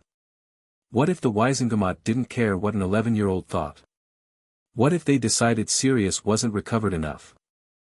What if they sent Harry back to the Dursleys permanently? Morning came too quickly. Harry dressed in his best robes, hastily ordered from a catalogue with Hermione's guidance, and met Professor McGonagall in the entrance hall. Ready, Potter? She asked, studying him with unusual gentleness. As I'll ever be, Harry replied, trying to sound more confident than he felt. They traveled by Floo directly to the Ministry of Magic, Harry's third experience with the disorienting transportation method, which he was getting slightly better at navigating. They emerged in a vast atrium filled with hurrying witches and wizards, many of whom stopped to stare as they recognized Harry. Sirius was waiting for them near the security desk, looking more like his pre-Azkaban self than ever. He wore formal robes of deep burgundy, and his hair was neatly styled. Only the lingering shadows in his eyes and the two sharp angles of his face betrayed his ordeal. Harry, he greeted warmly, embracing him. Minerva, thank you for bringing him. Mr. Black, McGonagall nodded, her usual brisk manner softened slightly. You're looking well. The wonders of proper nutrition and dreamless sleep potion, Sirius replied with a wry smile. He turned back to Harry, placing his hands on the boy's shoulders. Nervous? A bit, Harry admitted. You? Terrified, Sirius said frankly. But we've got truth on our side, and some powerful allies. Speaking of allies, McGonagall interjected, we should proceed to courtroom 10. The 11aWhat waits for no one, not even the boy who lived. They took a lift to the lowest level of the ministry, where the corridors were dark and foreboding. The courtroom itself was even more intimidating, a large, dimly lit chamber with benches rising on all sides like an amphitheater. Most of those benches were already filled with witches and wizards in plum-colored robes, all staring down at the chair that sat ominously in the center of the floor. They're using a full criminal courtroom? Sirius muttered, looking troubled. That's unusual for a guardianship hearing. Fudge's idea, no doubt, McGonagall whispered back. Intimidation tactics. Harry swallowed hard but straightened his shoulders. He wouldn't be intimidated, not with so much at stake. Dumbledore was already present, wearing his 11aWhat robes and seated in a prominent position that suggested some official role. He nodded gravely to them as they entered. The petitioner and subject should be seated at the defense table, a court official instructed, pointing to a small table with 2 chairs. Character witnesses may take the public gallery. McGonagall squeezed Harry's shoulder briefly before moving to the indicated seating area. Harry and Sirius took their places at the defense table, where a distinguished-looking wizard in expensive robes waited for them. "Mr. Black, Mr. Potter," he greeted them quietly. "Adalbert Greengrass, your legal representative. Everything is prepared. Just speak truthfully when called upon." Before Harry could ask any questions, a side door opened and Minister Fudge entered, followed by Amelia Bones and several other official-looking wizards. "Disciplinary hearing of the 15th of April, Fudge announced pompously, taking a central seat, into the petition for guardianship of Harry James Potter, submitted by Sirius Orain Black. Harry frowned at the word disciplinary, but Sirius placed a calming hand on his arm. Interrogators: Cornelius Oswald Fudge, Minister for Magic; Amelia Susan Bones, Head of the Department of Magical Law Enforcement; Dolores Jane Umbridge, Senior Undersecretary to the Minister. Court Scribe: Percy Ignatius Weasley. Harry started at the familiar name. Sure enough, Ron's brother Percy was seated near Fudge, looking impossibly proud of his role as he prepared to take notes. The 11aWhat recognizes Albus Percival Wulfric Brian Dumbledore as Chief Warlock, presiding, Fudge continued, with slightly less enthusiasm. Dumbledore inclined his head. "Thank you, Minister. Let us proceed with the matter at hand. We are gathered today to consider the petition of Sirius Black to assume guardianship of Harry Potter, in accordance with the expressed wishes of James and Lily Potter in their will." A murmur ran through the assembled 11aWhat members at this direct reference to Harry's parents' wishes. "Before we begin," Dumbledore continued, "I must note for the record that this hearing was originally scheduled as a standard family court matter. The last-minute relocation to a criminal courtroom is irregular and potentially prejudicial." Fudge flushed. "The 11aWhat chambers are being renovated, indeed? How fortuitous that I inspected them only this morning and found them in perfect working order," Dumbledore replied mildly, his blue eyes twinkling. "But no matter. Let us not waste time on administrative details." Sirius's lawyer stood. "If it pleases the court, I would like to begin by establishing certain uncontested facts." Dumbledore nodded. "Please proceed, Mr. Greengrass." "First, it is uncontested that Sirius Black is the named godfather of Harry Potter, designated by James and Lily Potter in both magical ritual and legal documentation. Second, it is now established beyond doubt that Mr. Black was wrongfully incarcerated without trial for crimes he did not commit. Third, medical experts at St. Mungo's have certified that Mr. Black is mentally and magically fit to assume guardianship responsibilities, with their final assessment completed just yesterday." He produced a scroll bearing the St. Mungo's seal and handed it to Percy, who passed it to Dumbledore. "The 11aWhat accepts these facts into evidence," Dumbledore confirmed, examining the scroll briefly. "However, Mr. Black's fitness is not the only consideration in this case. We must also consider Mr. Potter's best interests, particularly regarding his safety." A squat, toad-like which Harry assumed must be Umbridge leaned forward with a simpering smile. "Indeed, Chief Warlock. The boy who lived has unique security needs that must take precedence over, shall we say, emotional considerations. Precisely why he should be with someone capable of protecting him," Sirius countered smoothly. "As a fully qualified wizard with aura training, I am better equipped to ensure Harry's safety than Muggle relatives with no magical abilities whatsoever." Another murmur ran through the 11aWhat, this one sounding largely approving. Harry noticed several members nodding in agreement. "Mr. Black makes a valid point," Amelia Bones acknowledged. "However, Albus Dumbledore has previously testified to certain magical protections at the Dursley residence that provide unique security. All eyes turned to Dumbledore, who nodded gravely. Indeed. When Lily Potter sacrificed her life to save Harry, she invoked an ancient magic, a protection that lives on in her blood, which Harry shares with Petunia Dursley. While Harry calls her home his home, that protection prevents Voldemort, a collective gasp ran through the courtroom at the name, from touching him. But you know who is gone, Fudge blustered. Destroyed 10 years ago by the very boy we're discussing. Is he? Dumbledore asked quietly. Are you so certain of that, Cornelius? A heavy silence fell over the courtroom. Regardless, Mr. Greengrass interjected, we have addressed this concern in our proposed arrangement. Harry would spend 2 weeks each summer with the Dursley family to maintain the blood protection, then live with Mr. Black for the remainder of the holidays. Dumbledore nodded. I believe such an arrangement would indeed preserve the magical protection while honoring James and Lily's wishes regarding Harry's guardianship.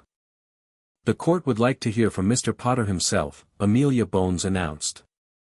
Harry, would you please take the witness chair? Heart pounding, Harry moved to the central chair that he'd been dreading. To his relief, no chains appeared to bind him as he'd half feared. Harry James Potter, Madam Bones began formally, you are here as the subject of this guardianship petition. The 11aWhat would like to hear your views on the matter. Do you support Mr. Black's petition to become your guardian? Harry took a deep breath, recalling the points he'd prepared with Hermione. Yes, Madam Bones, I do. Sirius is my godfather. My parents chose him to take care of me if anything happened to them.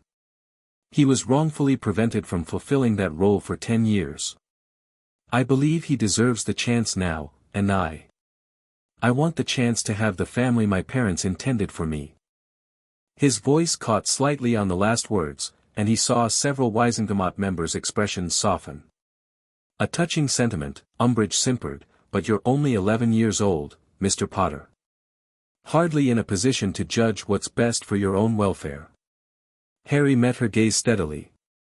With respect, ma'am, I've been making decisions about my own welfare for as long as I can remember. My aunt and uncle made it clear from the beginning that I was unwanted in their home. They've never treated me as family. A shocked murmur ran through the courtroom. Could you elaborate on that statement, Mr. Potter? Madam Bones asked, her monocle glinting. Harry hesitated, reluctant to air the Dursleys' treatment publicly. But Sirius gave him an encouraging nod, and Harry realized that honesty was his strongest weapon. Until I received my Hogwarts letter, I slept in a cupboard under the stairs, he said quietly. I wore my cousin's old clothes. I was given chores from the time I could walk, while my cousin was given presents. They never celebrated my birthday. They told me my parents died in a car crash and that my father was unemployed. They called me a freak when I did accidental magic. The silence in the courtroom was absolute. Even Fudge looked stunned. Is this true, Dumbledore? Someone called from the benches. You placed the boy who lived with these people. Dumbledore's face was grave. I placed Harry where the blood protection would keep him safe from external threats. I did not anticipate. He trailed off, for once seeming at a loss for words. I can handle 2 weeks there each summer to keep the protection, Harry continued firmly. But I want to live with Sirius. He's the closest thing to family I have left. Madam Bones studied him for a long moment, then nodded. Thank you for your candor, Mr. Potter. You may return to your seat. As Harry moved back to the defense table, he saw Professor McGonagall dabbing at her eyes with a tartan handkerchief. Sirius squeezed his shoulder as he sat, his grey eyes filled with a mixture of pride and pain. The court calls Minerva McGonagall, Dumbledore announced.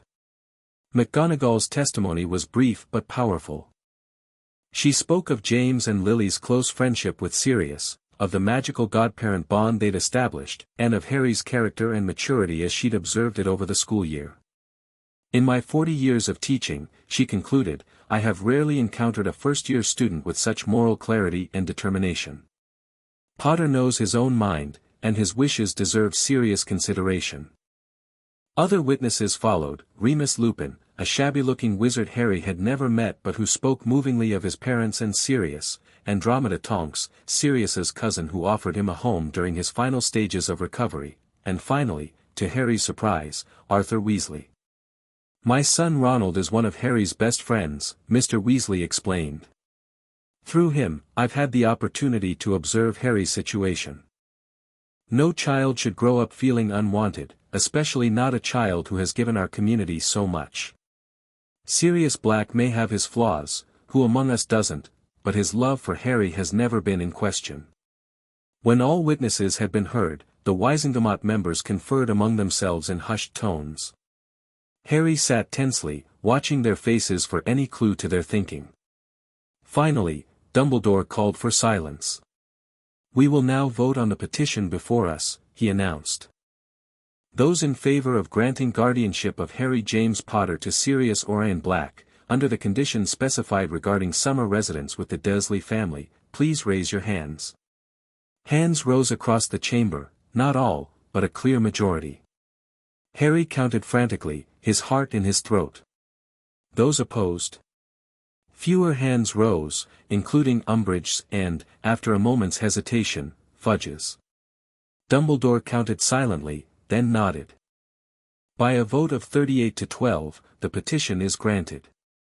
Sirius Black is hereby recognized as the legal guardian of Harry Potter, with the stipulation that Harry reside with Petunia Dursley for 2 weeks each summer until his 17th birthday to maintain the blood protection. The tension drained from Harry so suddenly that he felt lightheaded. They'd won. Sirius was officially his guardian. Sirius pulled him into a fierce hug, seemingly unconcerned about the dignity of the court. "It's done," he whispered. "You'll never have to wonder if you're wanted again." Harry hugged him back just as tightly, unable to form words around the lump in his throat. As they broke apart, Dumbledore approached them, his blue eyes twinkling. "Congratulations to you both. A just outcome, though long delayed." "Thank you for your support, Albus," Sirius said, surprising Harry with the familiar address. "I know you had reservations." "Which you and Harry have thoroughly addressed," Dumbledore acknowledged. "Now, I believe you have some plans to discuss regarding summer accommodations." Sirius grinned, the expression transforming his thin face into something of the handsome young man he'd once been. "Indeed we do. Harry, how do you feel about a house by the sea?" The return to Hogwarts felt almost anticlimactic after the drama of the hearing. Harry shared the good news with Ron and Hermione, who celebrated with him in the common room, joined by the Weasley twins, who somehow procured butterbeers and sweets from the kitchens for an impromptu party. To Harry's new home. Fred toasted, raising his butterbeer. And to showing the ministry they can't mess with Harry Potter. George added with a grin.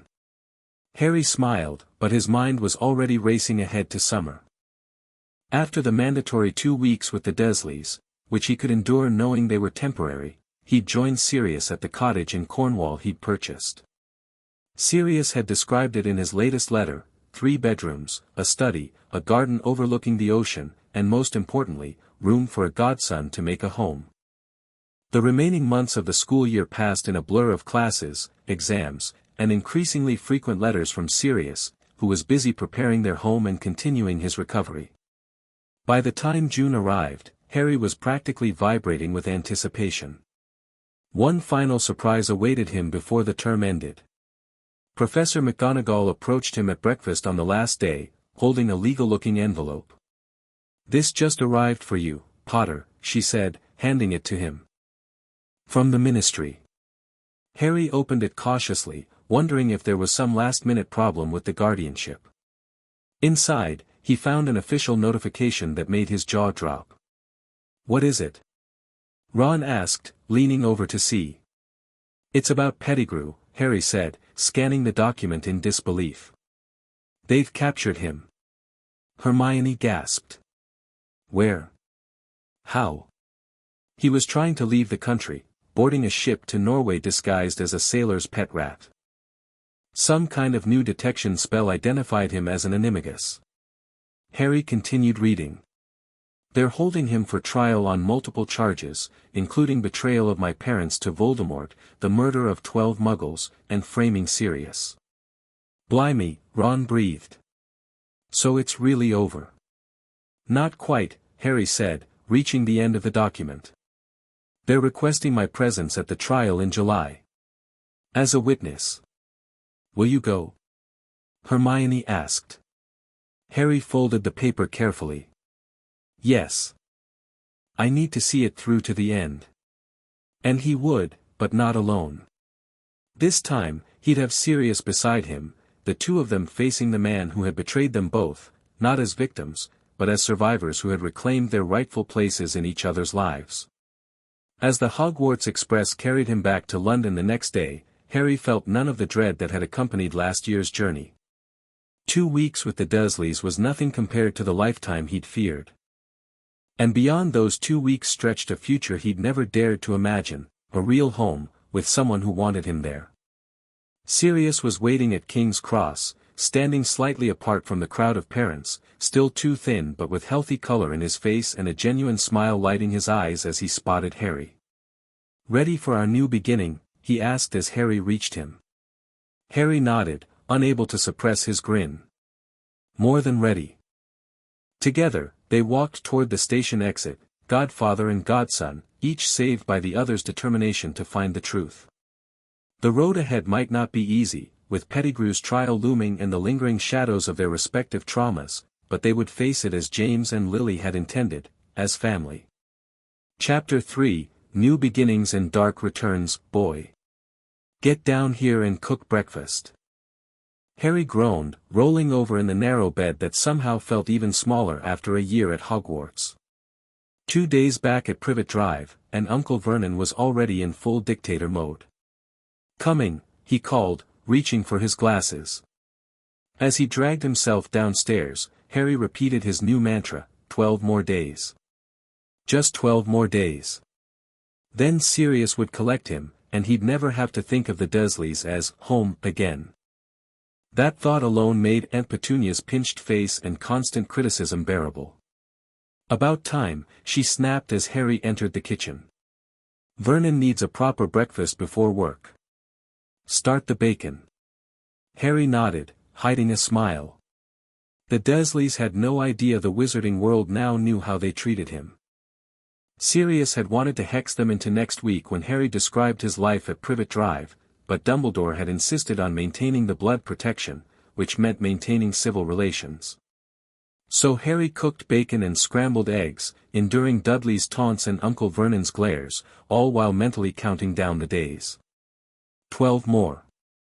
Then freedom. The doorbell rang just as Harry was serving breakfast. Who could that be at this hour? Uncle Vernon grumbled. "Petunia, see who it is." Aunt Petunia huffed but went to answer the door. Moments later, her shriek echoed through the house. Harry dropped the spatula and raced to the entryway, where he found his aunt backed against the wall, face white with shock, staring at the tall figure in the doorway. "Sirius!" Harry exclaimed. His godfather stood on the threshold, dressed in Muggle clothes that actually fit him properly, jeans and a leather jacket that made him look almost normal, if you ignored the two sharp angles of his face and the intensity in his gray eyes. "Hello, Harry," Sirius smiled, then turned his attention to Petunia. "Mrs. Dursley. A pleasure to finally meet my godson's aunt." "Why you can't be here," Petunia stammered. "The neighbors, look like they're all at work," Sirius finished pleasantly. "May I come in? I believe we have some matters to discuss." Before Petunia could answer, Uncle Vernon appeared, his face already purpling. "Who the blazes are you?" "Sirius Black. Harry's godfather and legal guardian." Sirius extended a hand that Vernon pointedly did not shake. "Legal? Now see here. The boy lives with us. Dumbledore said that Harry needs to stay here for 2 weeks each summer to maintain his mother's protection," Sirius finished. "Yes, I'm aware. I'm not here to take him yet, that's still 10 days away. I'm here to discuss how those 2 weeks will proceed, this year and in the future." Vernon's face cycled through several colors. We don't need some criminal telling us how to run our household. Sirius's pleasant expression didn't change, but something dangerous flickered in his eyes. I was exonerated of all charges, as I'm sure Harry mentioned. And I'm not here to dictate terms. I'm here to negotiate. Harry watched in fascination as Sirius somehow maneuvered his way into the living room, with the Dursleys following like confused sheep. He caught Harry's eye and winked as he sat down on the sofa. Now, Sirius began, let's establish some ground rules for Harry's stays. First, he'll need access to his school materials to complete summer homework. We don't allow that freakishness in our house. Vernon blustered. Second, Sirius continued as if Vernon hadn't spoken, Harry will have reasonable chores, the same amount you assign your son, not more. Third, he'll have proper meals. Fourth, he'll have regular contact with me and his friends. Now see here. Vernon began. In exchange, Sirius interrupted smoothly, you'll receive a monthly stipend of £200 for Harry's care during the year, which will continue during his 2-week stays. That stopped Vernon cold. Stipend? Yes. I've recently accessed my family accounts, which are quite substantial. The wizarding world believes in properly compensating those who care for its children. Sirius leaned forward. Additionally, I'll ensure no magic is performed in or around your home during Harry's stays. Neither by him nor any visiting wizards. Harry watched his uncle's greed war with his hatred of anything magical. Greed won, as Harry had known it would. Fine, Vernon grunted. But he stays in his room when we have company. With proper meals delivered, Sirius countered. And he'll need a proper bedroom with adequate furnishings. Another 20 minutes of negotiation followed, during which Harry witnessed something remarkable. Sirius Black, barely recovered from Azkaban, outmaneuvering and outplaying Vernon Dursley on his own turf. By the end, the Dursleys had agreed to treat Harry decently during his stays, in exchange for regular payments and magical non-interference. One last thing, Sirius said, rising to leave. I want to show you something. He pulled out his wand, causing Petunia to squeak in alarm and Vernon to back up so quickly he knocked over a side table. This is just a demonstration, Sirius assured them. He flicked his wand, and a glowing silver dog, like a ghostly Patronus, materialized in the living room.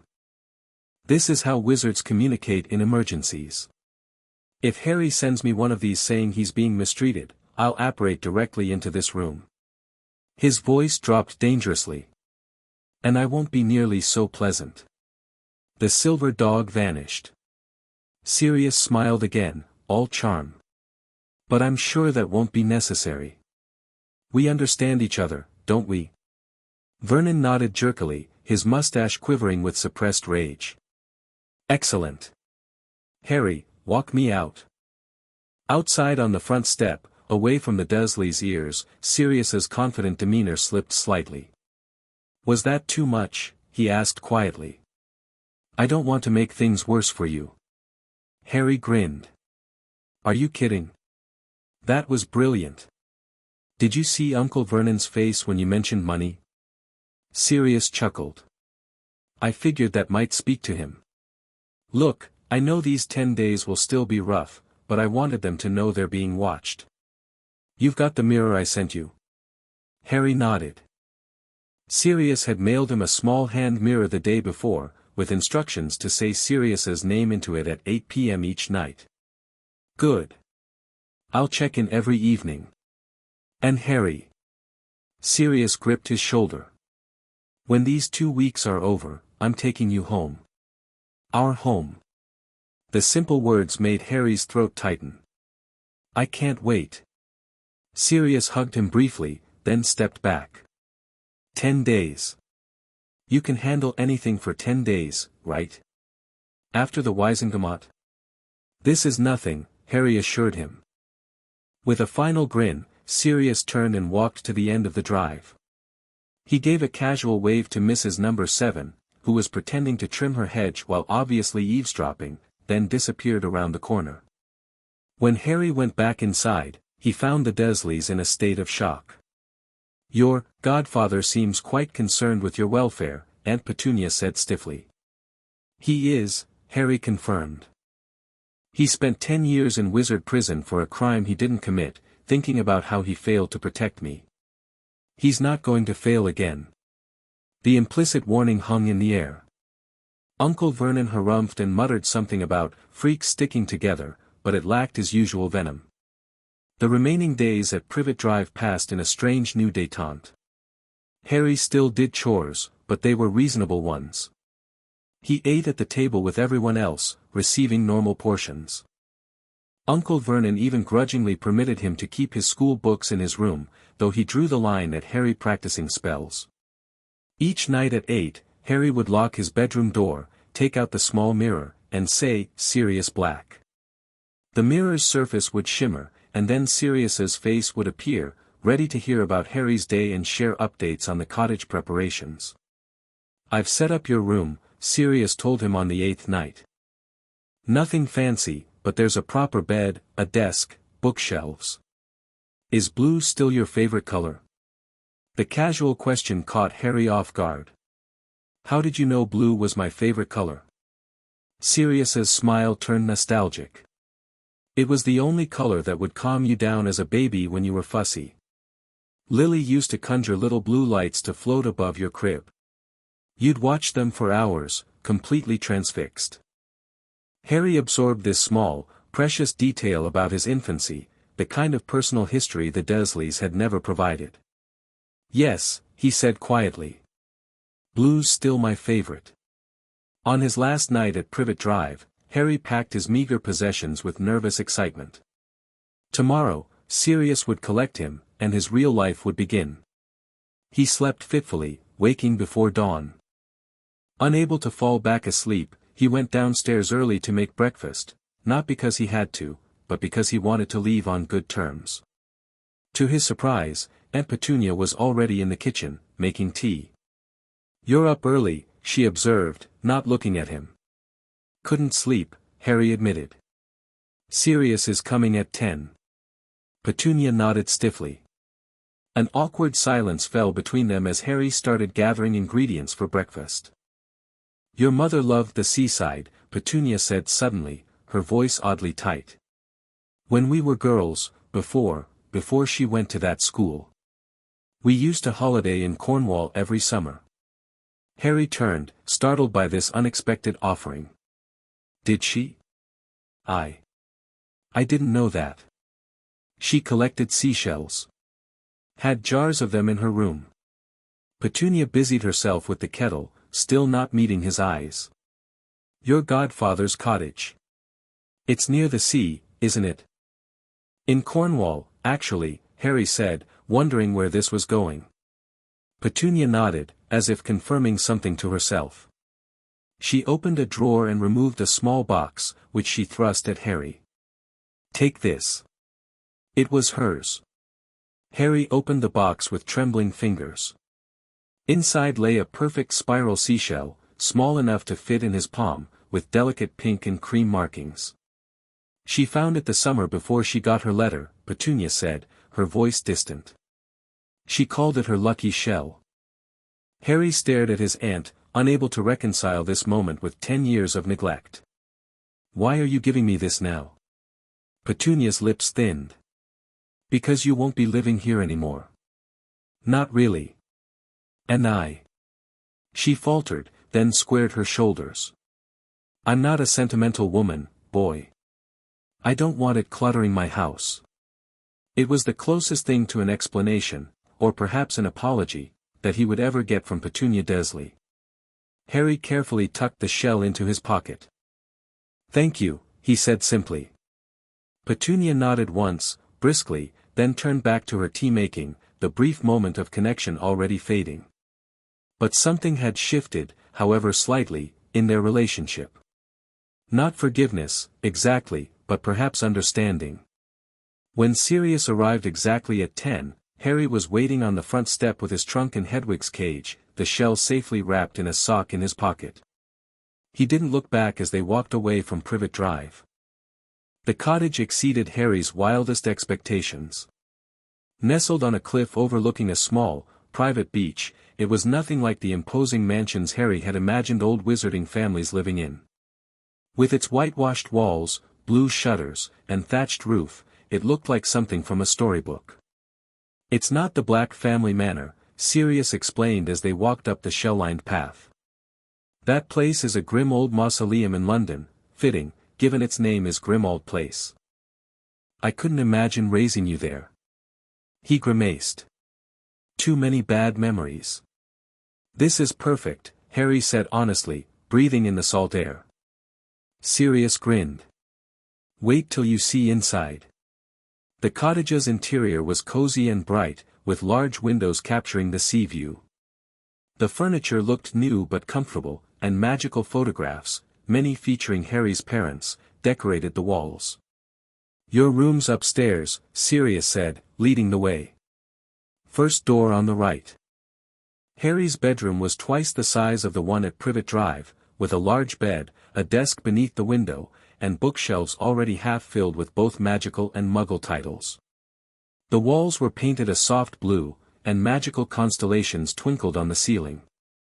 "Those will match the real stars at night," Sirius explained, seeing Harry's amazed expression. "I thought you might like it, being named after a constellation myself." "It's brilliant," Harry breathed, setting Hedwig's cage on a stand by the window. "The bathroom's across the hall, and my room's next to yours. The third bedroom set up as a guest room, thought your friends might visit." Sirius leaned against the doorframe, watching Harry explore with an expression of quiet satisfaction. "It's not much, compared to what James and Lily would have given you. It's perfect," Harry interrupted fiercely. "It's the best home I could imagine." Sirius's smile turned a bit wobbly. "Well. Good, then. Unpack, and I'll start lunch. I'm not much of a cook, but I've been practicing some basic spells." As Sirius headed downstairs, Harry carefully unpacked his few possessions. He placed his Hogwarts books on the shelf, hung his school robes in the wardrobe, and set his wand on the bedside table. Then he unwrapped Lily's seashell from his sock and placed it on the windowsill, where sunlight caught its delicate spirals. A home. His home. The reality of it was almost too much to process. Lunch was simple, sandwiches and crisps, but sharing it with Sirius at the kitchen table, with the sea visible through the windows and no Dursleys criticizing his every move, made it the best meal Harry could remember.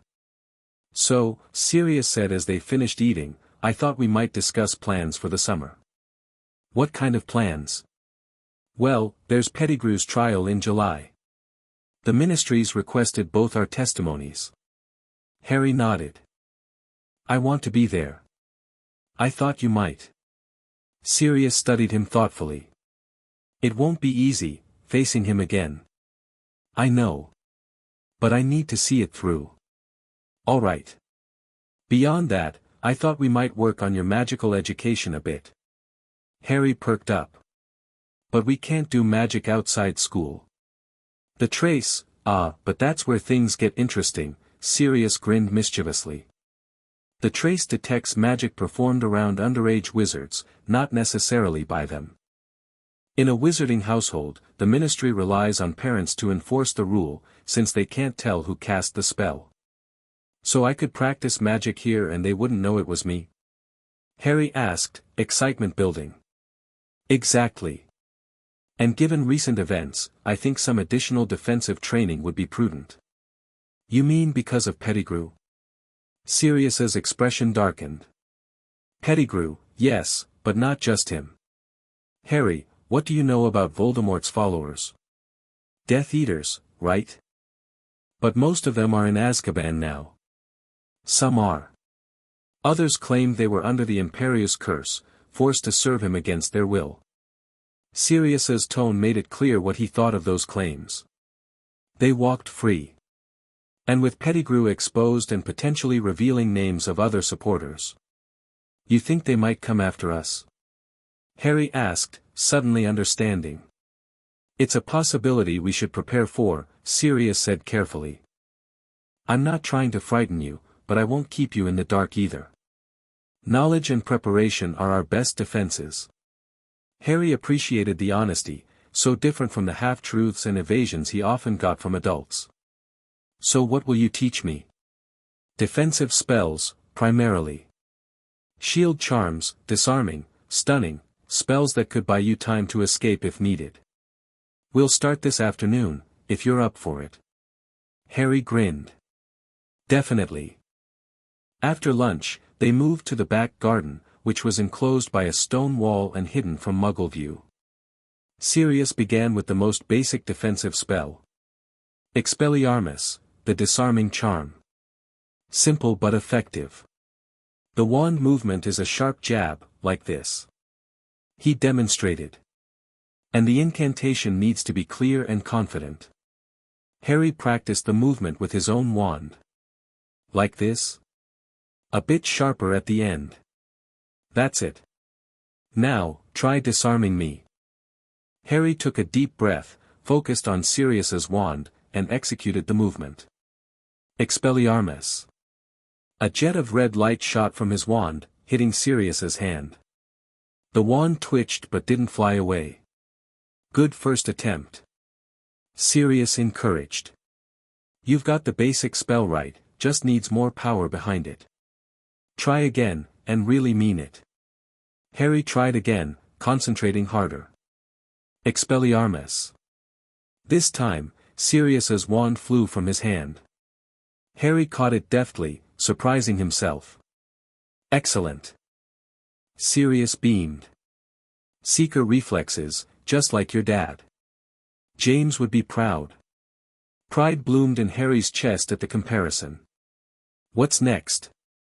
For the next 2 hours, they practiced defensive magic, not just the disarming charm, but basic shield charms and even the stunning spell, though Harry couldn't quite master that one yet. Don't worry, Sirius assured him as they took a water break. Stupefy is a 4th-year spell. The fact that you're producing any effect at all is impressive. Harry wiped sweat from his forehead, tired but exhilarated. This is brilliant. We never got to practice practical defensive magic like this at Hogwarts. No. What did your defense professor teach you? Harry made a face.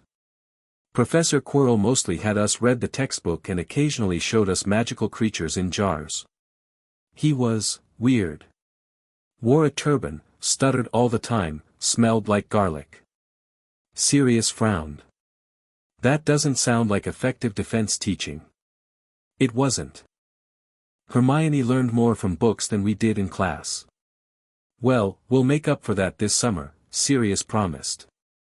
By the time you return to Hogwarts, you'll have a solid foundation in defensive magic. They practiced until dinner time, when Sirius somewhat sheepishly suggested they walk into the nearby village for fish and chips. Still working on my cooking charms, he admitted. Last night I turned a chicken into something that would have given your aunt's garden gnomes nightmares. The village was small and picturesque, with narrow streets and cottages even older than Sirius's. A few locals nodded at them as they passed, but no one seemed particularly curious about the newcomers. Magical village? Harry asked quietly.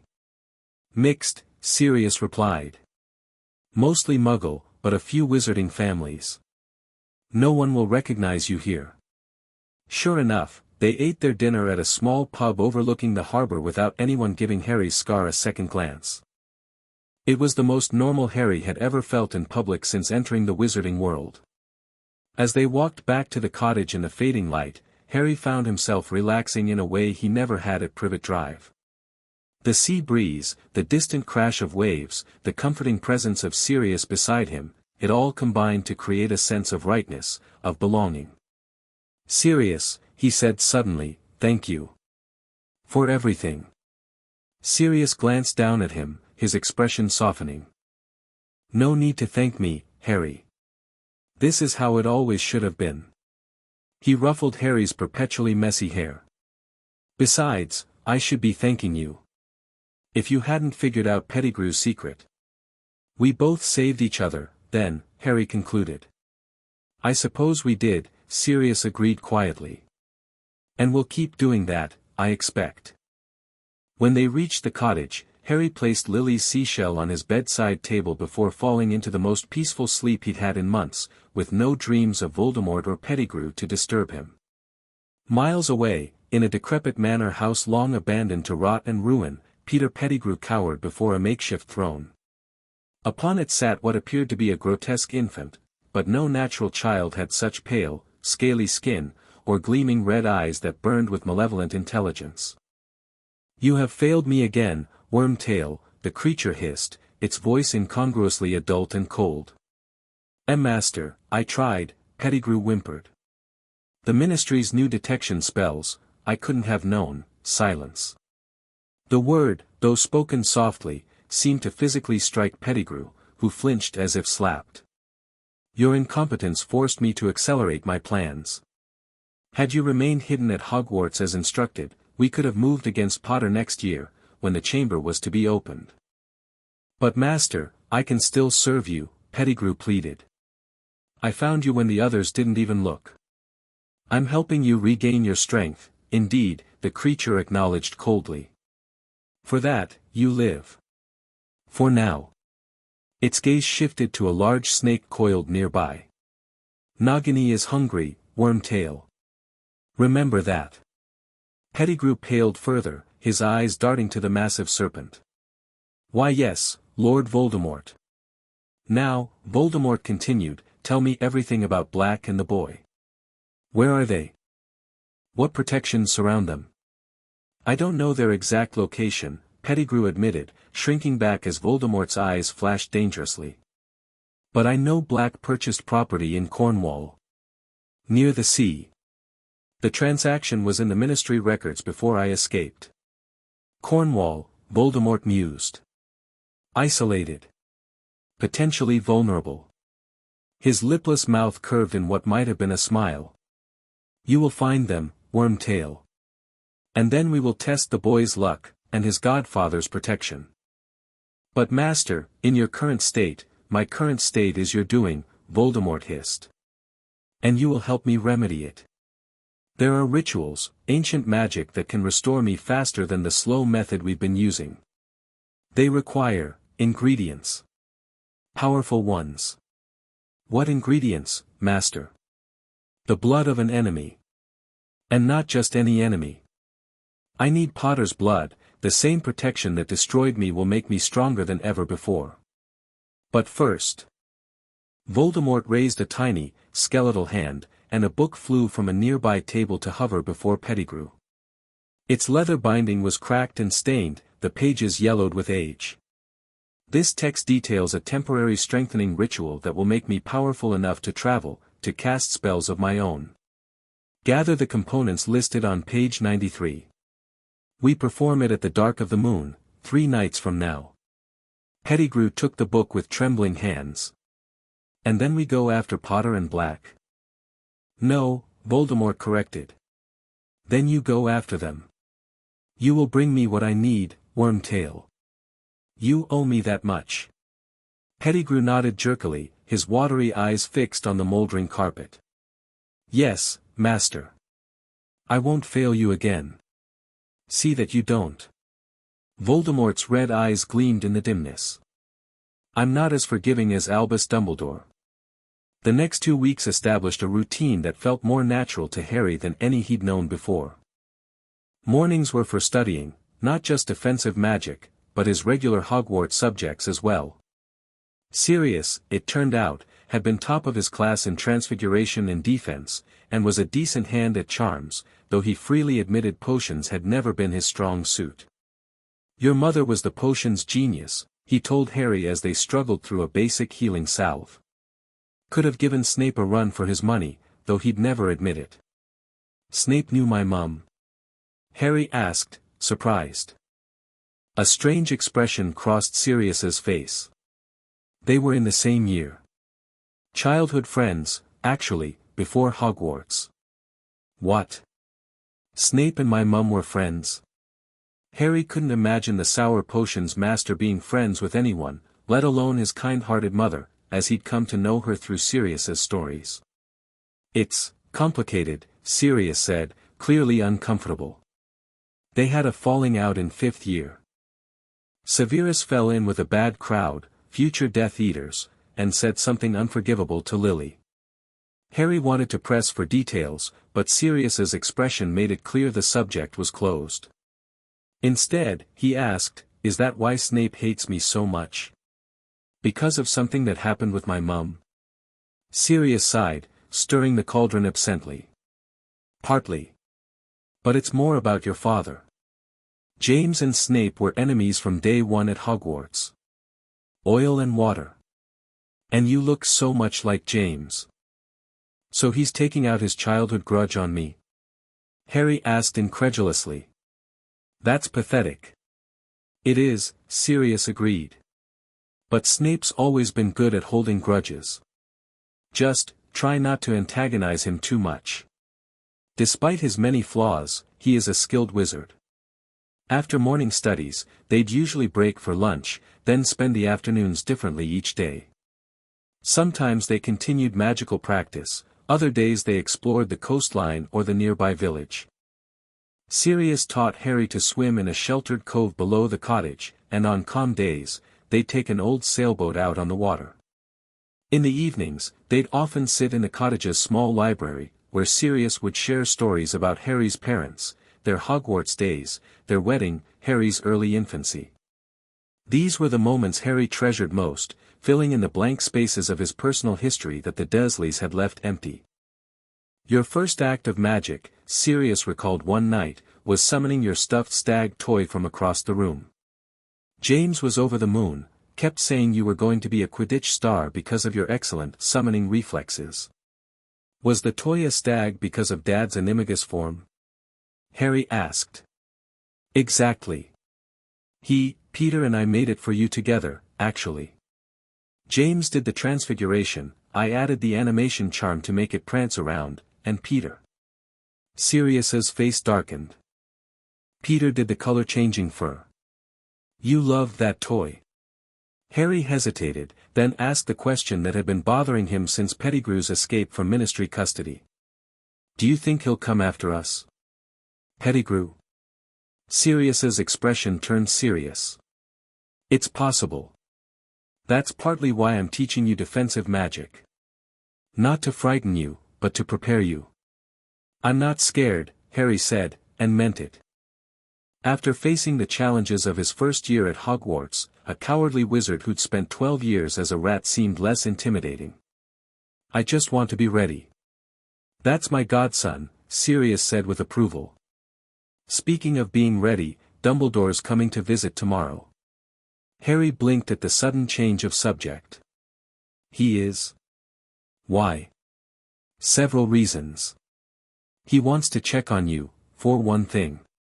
Make sure you're settling in all right. And he's bringing some additional protective enchantments for the cottage."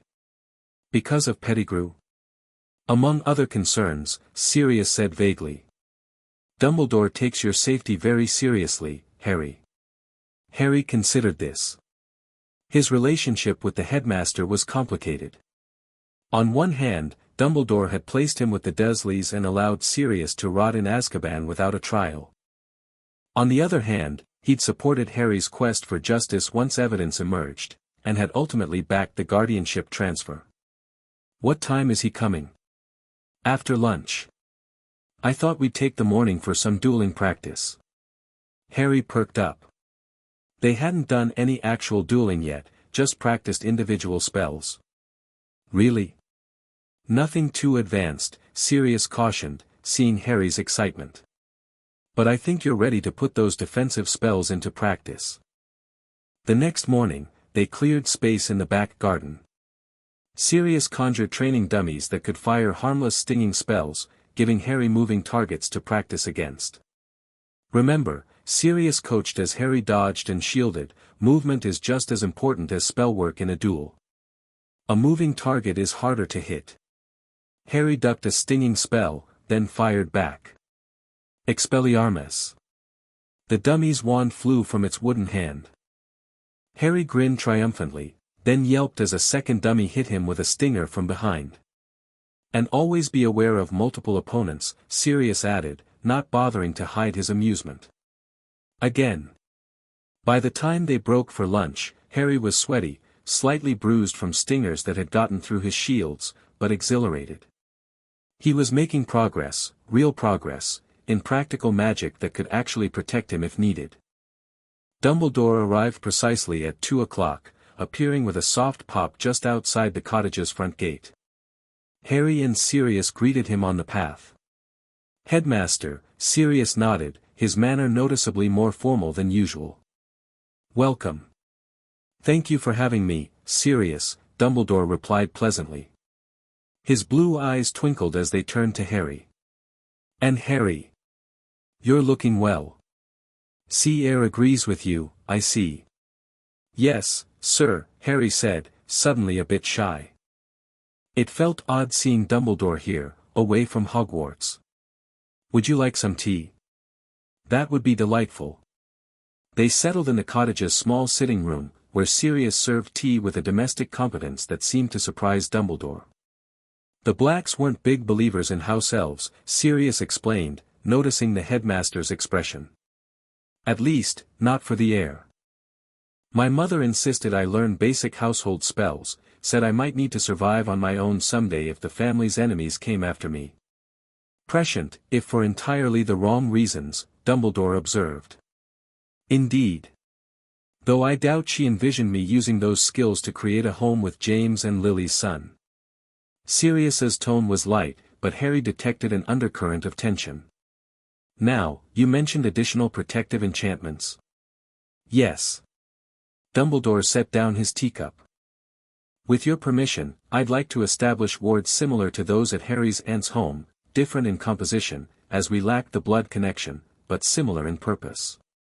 "What exactly do these wards do?" Harry asked. "They prevent those with ill intent from finding this location," Dumbledore explained. "And they alert me instantly if anyone attempts to breach them." "Like a magical alarm system," Harry said, understanding. "Precisely. The cottage already has standard protective enchantments, but these would be specifically keyed to potential threats." "Pettigrew," Sirius said flatly. "Among others." Dumbledore's expression grew grave. "Sirius, I must ask, how much have you told Harry about your suspicions regarding Voldemort?" Sirius glanced at Harry. "The basics. That you don't believe he's truly gone. That there's a possibility he could return. A probability, I fear, not merely a possibility." Dumbledore turned to Harry. "Has your scar pained you at all since leaving Hogwarts?" Harry blinked, surprised by the question. "No, sir. Not since before Professor Quirrell disappeared." A significant look passed between Dumbledore and Sirius. "You never did explain what happened with Quirrell," Sirius said to Dumbledore. "Your letter mentioned an incident, but no details." "Because the details are disturbing," Dumbledore said quietly. "And because I wish to discuss them with both of you in person." He focused on Harry. "I believe Professor Quirrell was possessed by what remained of Voldemort." Harry's stomach dropped. "What?" "The turban," Dumbledore continued. "I believe it concealed a manifestation of Voldemort himself, attached to the back of Quirrell's head. That's why my scar hurt whenever he was around," Harry realized. "But, what happened to him?" "He just vanished after the flying lesson where I got hurt." "Yes, that incident provided a crucial clue.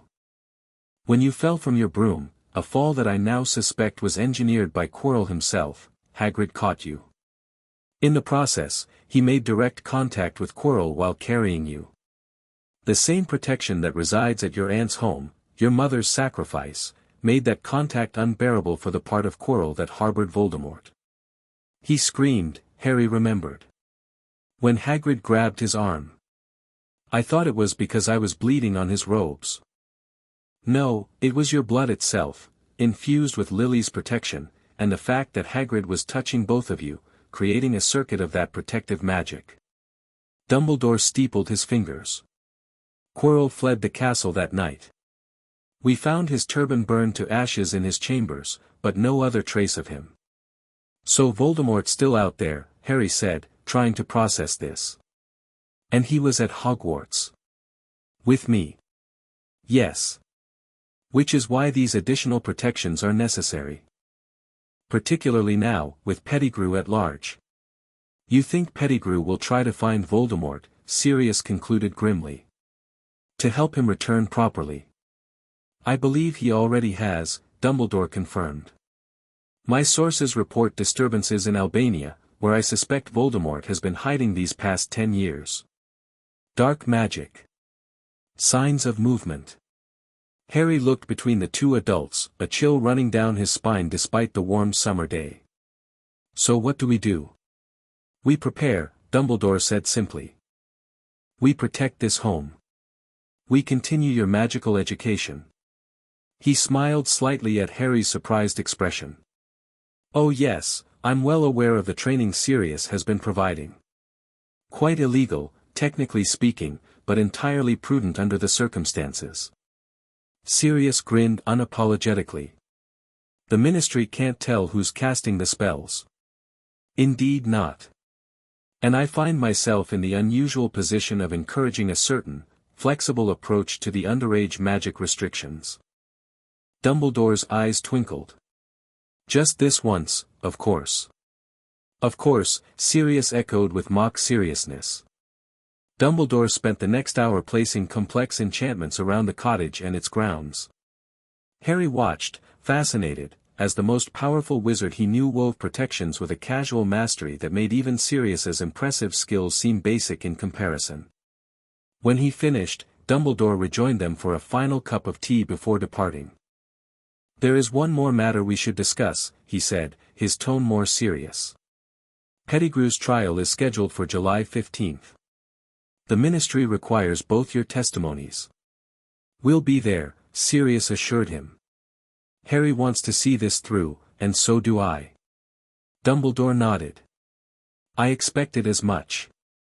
I would advise caution, however. The trial will be highly publicized. Security will be tight, but with Pettigrew's escape from custody already demonstrating the Ministry's limitations, I would prefer if you both remained close to me throughout the proceedings. You think there could be an attack at the Ministry itself? Harry asked, alarmed. I think, Dumbledore said carefully, that we should leave no possibilities unconsidered. Now, I believe I've taken enough of your afternoon. Thank you for the tea, Sirius. After Dumbledore departed, Harry and Sirius walked along the cliff path, both lost in thought. How much danger are we really in? Harry finally asked. Sirius considered the question seriously. With Dumbledore's protections. Minimal, while we're at the cottage. At the Ministry for the trial. Moderate, but manageable with proper precautions. The real concern is what comes next. You mean if Pettigrew really does help Voldemort return? When, not if, based on Dumbledore's intelligence. Sirius stopped walking, turning to face Harry directly. Listen, I promised myself I wouldn't keep things from you or sugarcoat the truth. You've earned the right to know what you're facing. But I also don't want you living in fear. I'm not afraid, Harry said, and again, he meant it. I'm concerned. But not afraid. Sirius studied him, then nodded. Your parents would be so proud of the person you're becoming, Harry. I know I am. The simple statement warmed Harry more than any praise he'd ever received. They continued their walk in companionable silence, watching seagulls wool over the cliffs as the sun began its descent toward the horizon. The morning of Pettigrew's trial dawned clear and warm. Harry dressed in formal robes that Sirius had purchased for him in Diagon Alley the previous week, bottle green to match his eyes, as the shopkeeper had cooed. Sirius wore severe black robes that emphasized his aristocratic features, making him look every inch the pure-blood heir despite his still too thin frame. Ready for this? Sirius asked as they prepared to flee to the Ministry.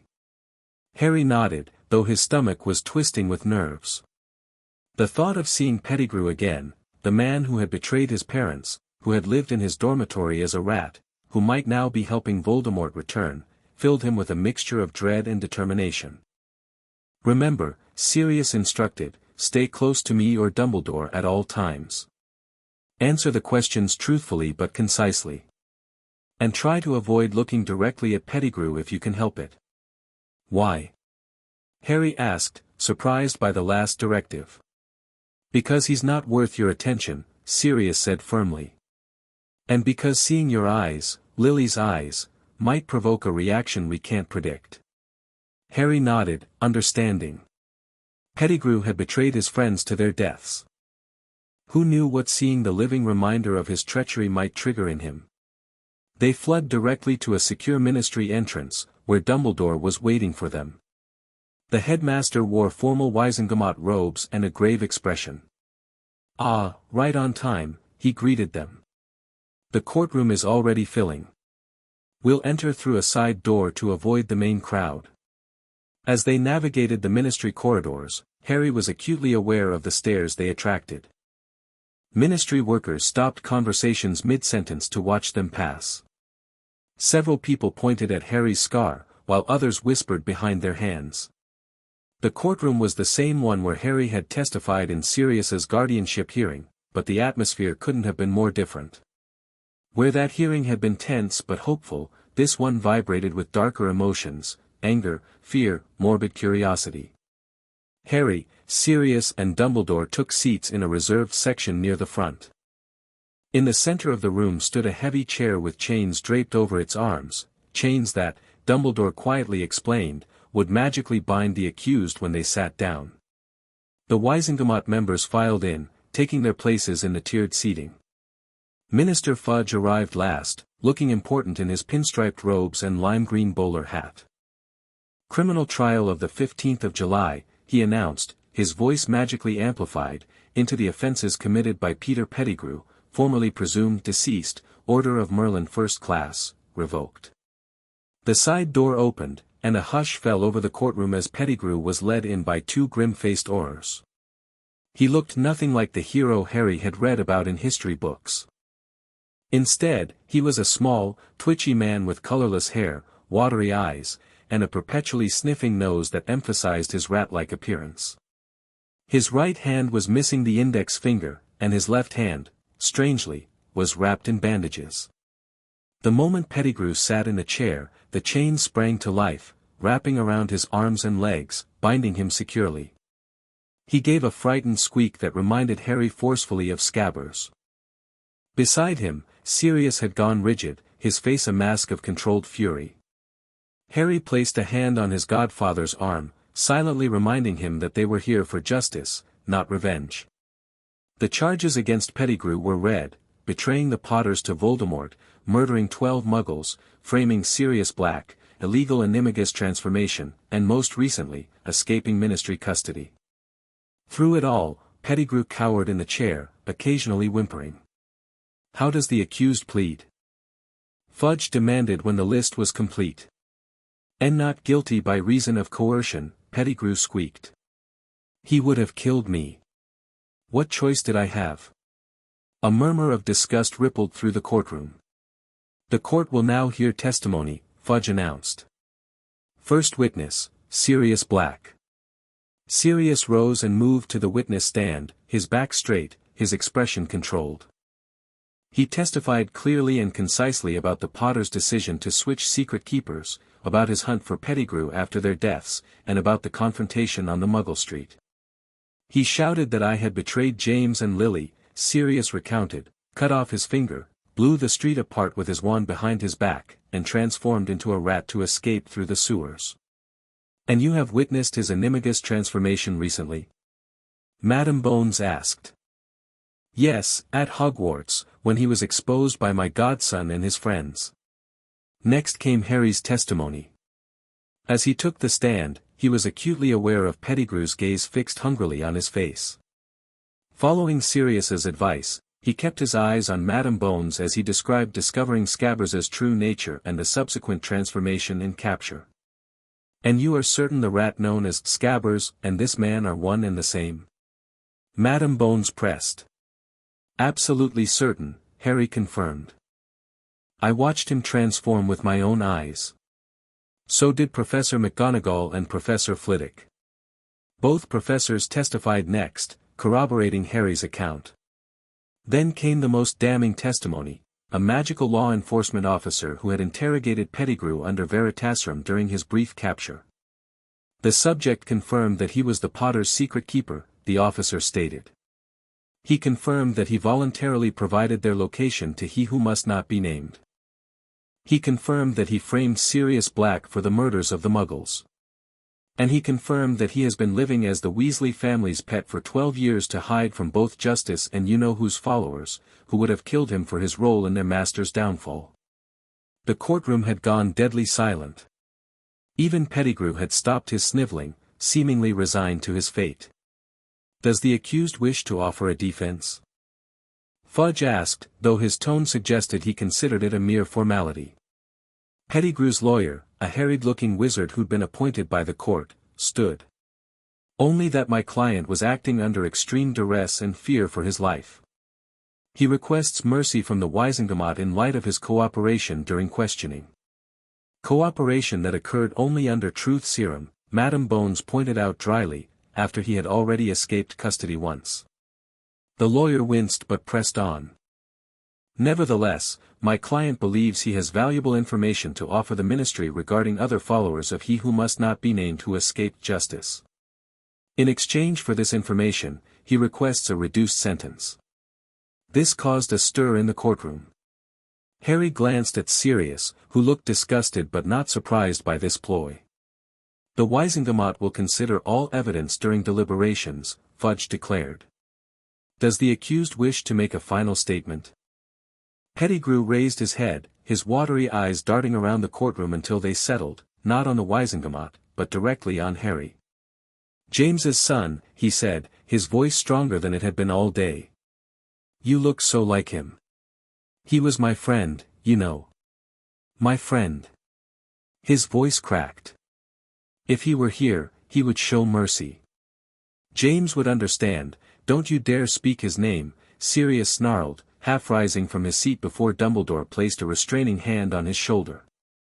Pettigrew flinched but continued, his eyes still fixed on Harry. Please. I was weak. I was afraid. Anyone would have done the same. No, Harry interrupted, unable to contain himself. They wouldn't have. My parents trusted you. They made you my godfather's friend. And you sold them to Voldemort. The name caused a collective gasp throughout the courtroom, but Harry didn't care. He met Pettigrew's gaze directly, letting the man see Lily's eyes filled with the knowledge of his betrayal. You didn't just betray my parents, Harry continued, his voice carrying in the silent courtroom. You betrayed Sirius. You betrayed yourself. And now you want mercy? He shook his head. Ask Voldemort for mercy. I'm sure he's very forgiving of servants who hid from him for 12 years. Pettigrew went ashen, his eyes widening in terror. You don't understand, he whispered. He's coming back. He's already, that's quite enough. Fudge interrupted sharply. This court will not entertain baseless fearmongering. The accused has had his say. The 11aWhat will now deliberate. The deliberations took less than 30 minutes.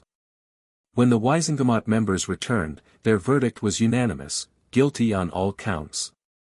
The sentence, life imprisonment in Azkaban's maximum security wing, with magical suppression to prevent Animagus transformation. As the Aurors led Pettigrew away, he made one last, desperate lunge toward Harry, straining against his chains. He's returning, he shrieked. The Dark Lord rises again. Potter. You must believe me, he's coming for you. He has plans. The Aurors silenced him with a spell and dragged him from the courtroom, his feet scrabbling uselessly against the stone floor. A stunned silence followed his removal, broken by Fudge's nervous laugh. Well. The ravings of a desperate man, clearly. Court is adjourned. But as they left the courtroom, Harry noticed Dumbledore and Sirius exchange grim looks. Pettigrew's outburst hadn't been dismissed by everyone. What did he mean about Voldemort having plans? Harry asked quietly once they were in the relative privacy of a ministry antechamber. I don't know specifically, Dumbledore admitted. But I fear we must take his warning seriously, despite Minister Fudge's dismissal. Pettigrew's bandaged hand, Sirius observed. Did either of you notice that? It looked like a recent injury. Indeed, Dumbledore agreed. And a ritual wound, if I'm not mistaken. Ritual? Harry repeated. You mean like, dark magic? Precisely, Dumbledore said gravely. There are certain rituals that can restore physical form to a disembodied spirit. Many require sacrifices, often of flesh. You think Pettigrew cut off his hand for Voldemort, Harry realized, feeling sick. Before he was captured. A part of his hand, at least. And yes, that is my suspicion.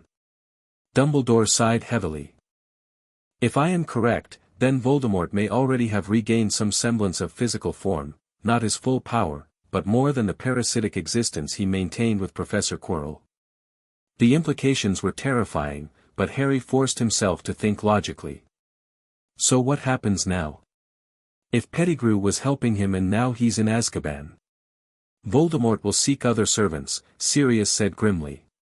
And if he's already partly restored, he's more dangerous than we thought. We must accelerate our preparations, Dumbledore decided. Sirius, I believe it's time to reconvene the old group. Sirius nodded, understanding something Harry didn't. I'll contact Remus today. Excellent. And I will speak with certain other members. Dumbledore turned to Harry. As for you, my boy, I believe your defensive training should intensify. Sirius is an excellent teacher, but perhaps some additional instruction would be beneficial. From who? Harry asked. From someone with particular expertise in combating the dark arts. Someone who has faced Voldemort's followers before. Dumbledore's eyes twinkled slightly. I believe it's time you were properly introduced to Alastor Moody. 2 days later, Harry found himself facing the most intimidating wizard he'd ever met. Alastor, Mad-Eye, Moody was a grizzled ex-Auror with a wooden leg, a chunk missing from his nose, and a magical eye that spun independently of his natural one, seeing through walls, doors, and apparently, the back of his own head. So you're Potter, he growled by way of greeting, his magical eye scanning Harry from head to toe. Bit scrawny, but Black says you've got quick reflexes. Yes, sir, Harry replied, unsure how else to respond. They were in the back garden of the seaside cottage, where Moody had arrived with a crack of apparition that morning. Sirius stood nearby, looking amused at Harry's obvious intimidation. Don't worry, he told Harry. Moody's bark is worse than his bite. Usually. Tell that to the Death Eaters in Azkaban, Moody snorted. Right, let's see what you can do, Potter. Black says you've mastered basic shield charms and the disarming spell. Show me. What followed was the most grueling training session Harry had experienced yet. Moody was a demanding teacher, firing stinging hexes that Harry had to block or dodge, critiquing his form relentlessly, and pushing him to cast faster, move more efficiently. Death Eaters won't give you time to think. Moody barked as Harry narrowly blocked a hex. You need to react instinctively. Again. By lunchtime, Harry was exhausted but exhilarated. Despite Moody's gruffness, he was learning more practical defense in these few hours than he had in an entire year of Quirrell's classes. As they ate sandwiches on the cottage's porch, Moody's manner softened slightly. Not bad for a first year, he conceded. Your footwork needs work, but your spell casting is ahead of your age. Good situational awareness too. Thanks, Harry said, surprised by the praise. Will you be teaching me regularly now? Twice a week until you return to Hogwarts, Moody confirmed. Dumbledore's arranging a secure Flook connection directly to your fireplace. No sense risking apparition with you, and we don't want tracking magic detecting regular port keys coming here. Harry nodded, understanding the security concerns. What else will you teach me? Detection spells, for one, Moody said, his magical eye swiveling to survey their surroundings. Constant vigilance is your best defense, Potter. Knowing when danger is approaching gives you time to prepare or escape. I've been teaching him some basic sensory charms, Sirius added. Good, but not enough. Moody tapped his wooden leg. Lost this because I didn't check a gift for curses before opening it. Not making that mistake again, and neither will you. After lunch, they resumed training, with Moody focusing on detection spells and basic curse recognition. By the time he left that evening, Harry had learned 3 new spells and had homework to practice before their next session. What did you think? Sirius asked as they watched Moody disappear down the path. He's intense, Harry admitted. But brilliant. I learned more today than in months at Hogwarts. That's Moody. Best Auror the Ministry ever had, before he retired. Caught more dark wizards than anyone. Sirius led the way back into the cottage. He trained me, briefly, before everything happened. He knows what he's talking about, then. About Voldemort and his followers. Oh yes. Moody fought in the First War. He knows exactly what we're up against if Voldemort returns. Sirius hesitated, then added, that's why I agreed when Dumbledore suggested him as your teacher, despite his eccentricities. I don't mind the eccentricities, Harry assured him. Not if they keep me alive. Sirius smiled, but there was sadness in it. You shouldn't have to think about staying alive at your age, Harry. You should be worried about Quidditch and classes, not dark wizards. Well, I worry about those too, Harry pointed out. But pretending Voldemort isn't a threat won't make him go away. I'd rather be prepared. Wise beyond your years, Sirius murmured. James would be proud. Terrified, but proud. The weeks that followed fell into a new routine, regular lessons with Sirius, intensive training with Moody twice a week, and in between, as much normalcy as possible. Hermione and Ron visited for a weekend, marveling at the cottage and the private beach below. Fred and George came too, bringing explosive snap games and wizard jokes that had Sirius roaring with laughter and reminiscing about his own school pranks. Through it all, Harry found himself growing stronger, not just magically, but emotionally.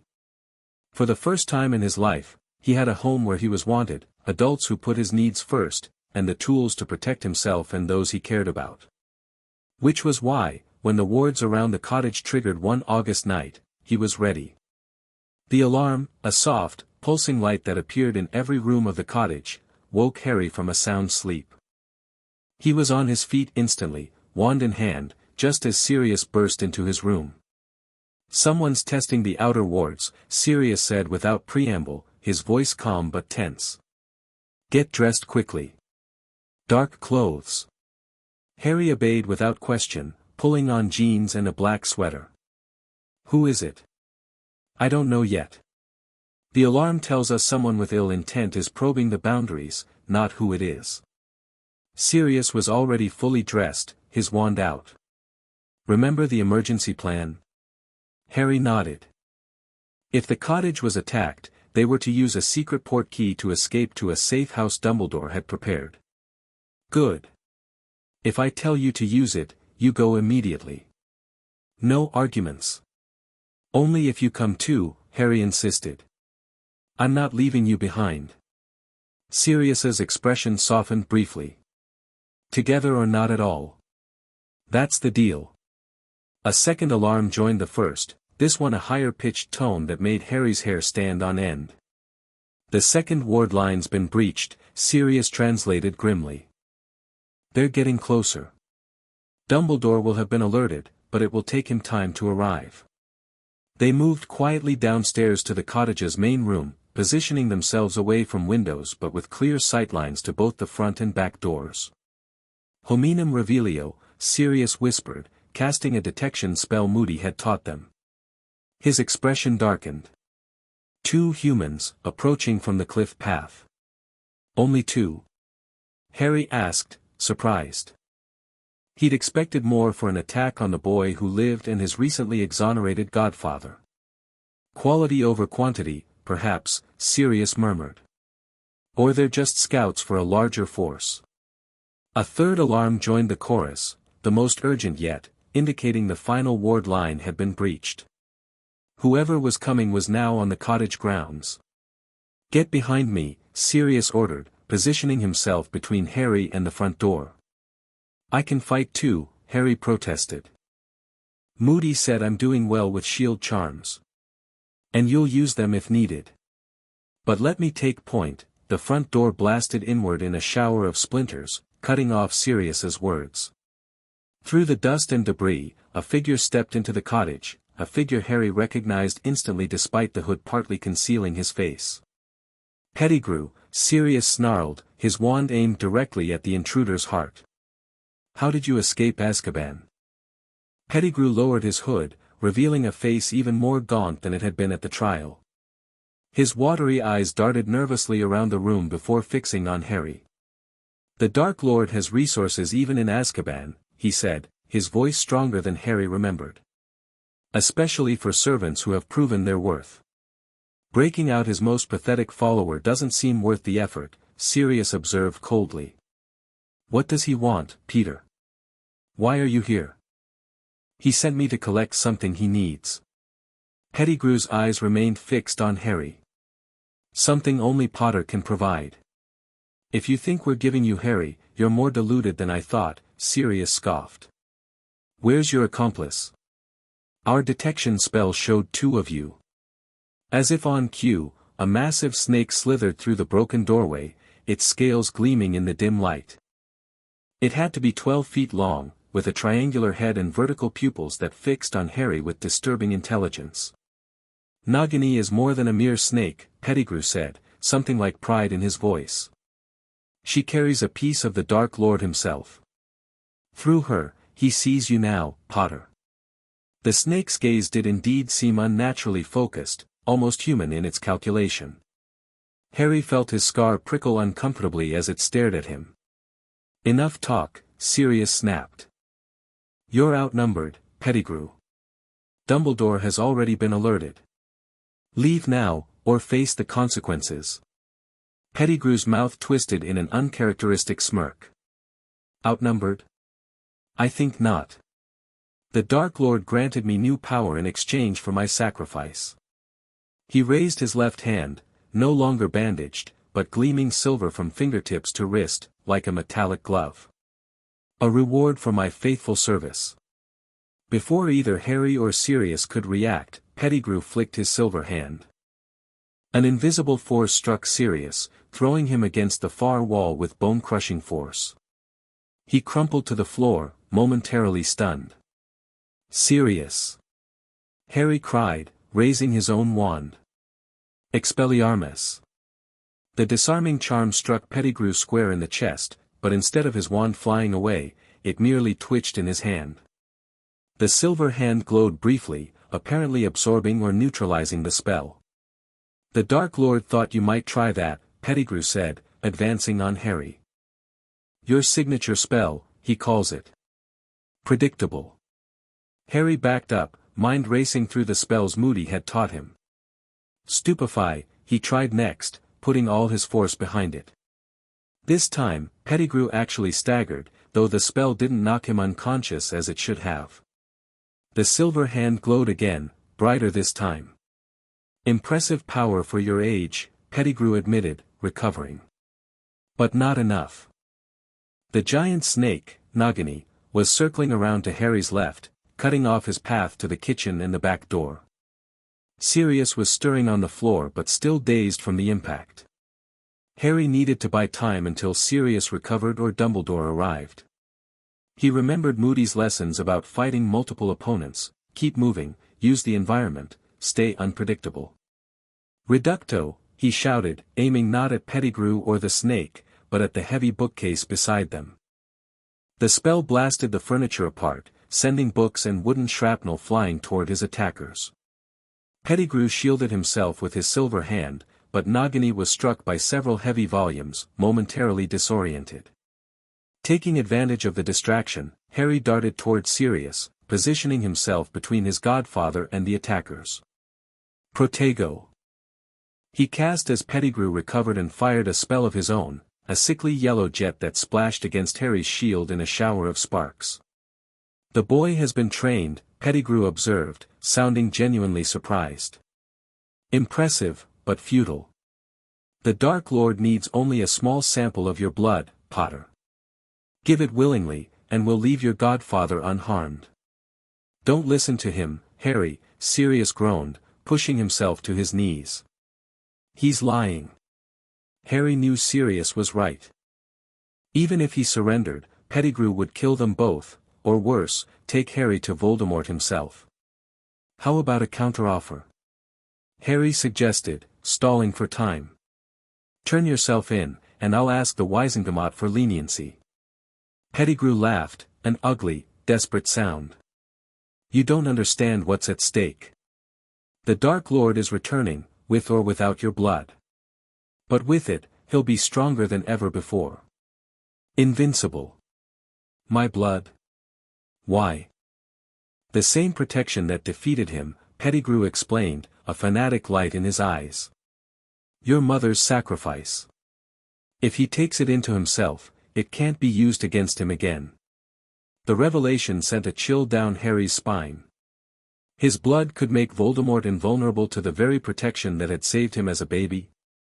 That's what he wanted Quirrell to do at Hogwarts, Harry realized. To take my blood. Yes, but that fool failed. I won't. Pettigrew raised his wand. Last chance, Potter. Your blood, freely given, or taken by force. Harry's grip tightened on his wand. Neither. Pettigrew sighed, as if disappointed. So be it. Nagini. Take the boy. The massive snake launched itself toward Harry with terrifying speed. Harry barely managed to dodge, the snake's fangs missing his leg by inches. He fired another stunning spell, but it glanced off the snake's scales with minimal effect. Meanwhile, Sirius had regained his feet and his wand. Confringo. He bellowed, aiming at the floor beneath Pettigrew. The blasting curse tore up floorboards, sending Pettigrew tumbling. His silver hand flashed as he caught himself, crushing a section of flooring to splinters. Run, Harry! Sirius shouted, firing another curse at Pettigrew. Use the portkey. But the snake had circled behind Harry, cutting off his path to the stairs and the portkey hidden in his room. He was trapped between Nagini and Pettigrew, with Sirius engaged in an increasingly vicious duel with his former friend. Harry needed to neutralize the snake first. He remembered a spell from his training, not one for combat, but perhaps useful nonetheless. Glacius, he cast, aiming at the floor beneath Nagini. The freezing spell turned the wooden floorboards into a sheet of ice. The snake, in the midst of another lunge, lost its purchase and slid into the wall with a heavy thud. Taking advantage of the momentary opening, Harry sprinted toward Sirius, who was maintaining a shield charm against a barrage of spells from Pettigrew. The silver hand seemed to amplify Pettigrew's magic, making him far more dangerous than his previous reputation suggested. We need to get to the portkey, Harry gasped, reaching Sirius's side. Agreed. On 3, we make for the stairs. Sirius kept his shield raised. 1, he never reached 2. Nagini, recovered from her slide, struck with lightning speed, not at Harry but at Sirius. Her fangs sank into his leg, drawing a cry of pain from the wizard. Sirius! Harry shouted, aiming his wand at the snake. Stupefy. The spell struck Nagini's head, not powerful enough to knock her unconscious but sufficient to make her release Sirius's leg. But the damage was done. Sirius staggered, his face contorting in pain as venom spread from the wound. Now, Potter, Pettigrew said, advancing confidently. Your godfather needs medical attention quickly, or that venom will kill him. Surrender, give us what we need, and we'll let you call for help before it's too late. Harry looked from Pettigrew to Sirius, who was visibly weakening but still had his wand raised defiantly. Don't, Sirius ground out through clenched teeth. Whatever happens to me, don't let him take you to Voldemort. Pettigrew's expression hardened. Then you leave me no choice. He raised his wand. Ava, a thunderous crack split the air, and Dumbledore materialized in the center of the room, his power radiating like heat from a furnace. His normally twinkling blue eyes were cold as Arctic ice as they fixed on Pettigrew. "That will be quite enough, Peter," he said quietly. Pettigrew faltered, his wand arm dropping slightly. "Dumbledore, drop your wand, or I shall be forced to take more permanent measures," Dumbledore continued, his own wand aimed directly at Pettigrew's heart. For a moment, it seemed Pettigrew might comply. Then the silver hand gleamed again, and he snarled, "Nagini. To me." The snake abandoned its position near Sirius and Harry, slithering rapidly to Pettigrew's side. Before Dumbledore could cast a spell to stop them, Pettigrew grabbed the snake with his silver hand. There was another thunderous crack, and both wizard and serpent vanished. "Anti-apparition wards breached," Dumbledore observed grimly. "An impressive feat, even with Voldemort's assistance." "Sirius needs help," Harry said urgently, kneeling beside his godfather. "The snake bit him, he said it was venomous." Dumbledore moved swiftly to Sirius's side, examining the wound with practiced efficiency. "A magical venom, indeed. Fortunately, I came prepared for such possibilities." From within his robes, he produced a small vial of golden liquid. "Phoenix tears," he explained, administering 3 drops directly into the wound. "The most powerful healing substance known to wizard kind." The effect was immediate and remarkable. The angry red streaks that had been spreading up Sirius's leg receded, and color returned to his ashen face. "That's better," Sirius said weakly. "Though I feel like I've been trampled by a hippogriff." "The tears will neutralize the venom, but you'll need rest to fully recover," Dumbledore advised. "The cottage is no longer secure. I suggest we relocate to headquarters immediately." "Headquarters?" Harry repeated, confused. "A safe house," Sirius explained, allowing Dumbledore to help him to his feet. "For the Order of the Phoenix, Dumbledore's resistance group from the First War against Voldemort. Which, it seems, must be reconvened with some urgency," Dumbledore added soberly. "Pettigrew's attack confirms our worst fears. Voldemort is actively seeking to restore himself to full power, and now knows precisely how to do it." "Using my blood," Harry said. "That's what Pettigrew was after." "Yes. A disturbing development." Dumbledore waved his wand, and Harry's trunk flew down the stairs, packing itself as it came. "Harry, please collect anything else of importance. We must leave within 5 minutes." As Harry hurried upstairs to gather his most treasured possessions, the photo album Hagrid had given him, his invisibility cloak, and the seashell from Aunt Petunia, he could hear Dumbledore and Sirius conferring urgently below. "The silver hand," Sirius was saying. "It enhanced his magic somehow. A gift from Voldemort, no doubt, to replace what was sacrificed for the restoration ritual," Dumbledore replied. "A concerning development, but not our most pressing concern. The snake, Nagini, did you notice anything unusual about it? Besides being the size of a basilisk and apparently understanding human speech? It felt wrong, somehow. Dark. As I feared. I believe Voldemort has done something truly terrible with that creature. Something we must discuss when you're recovered."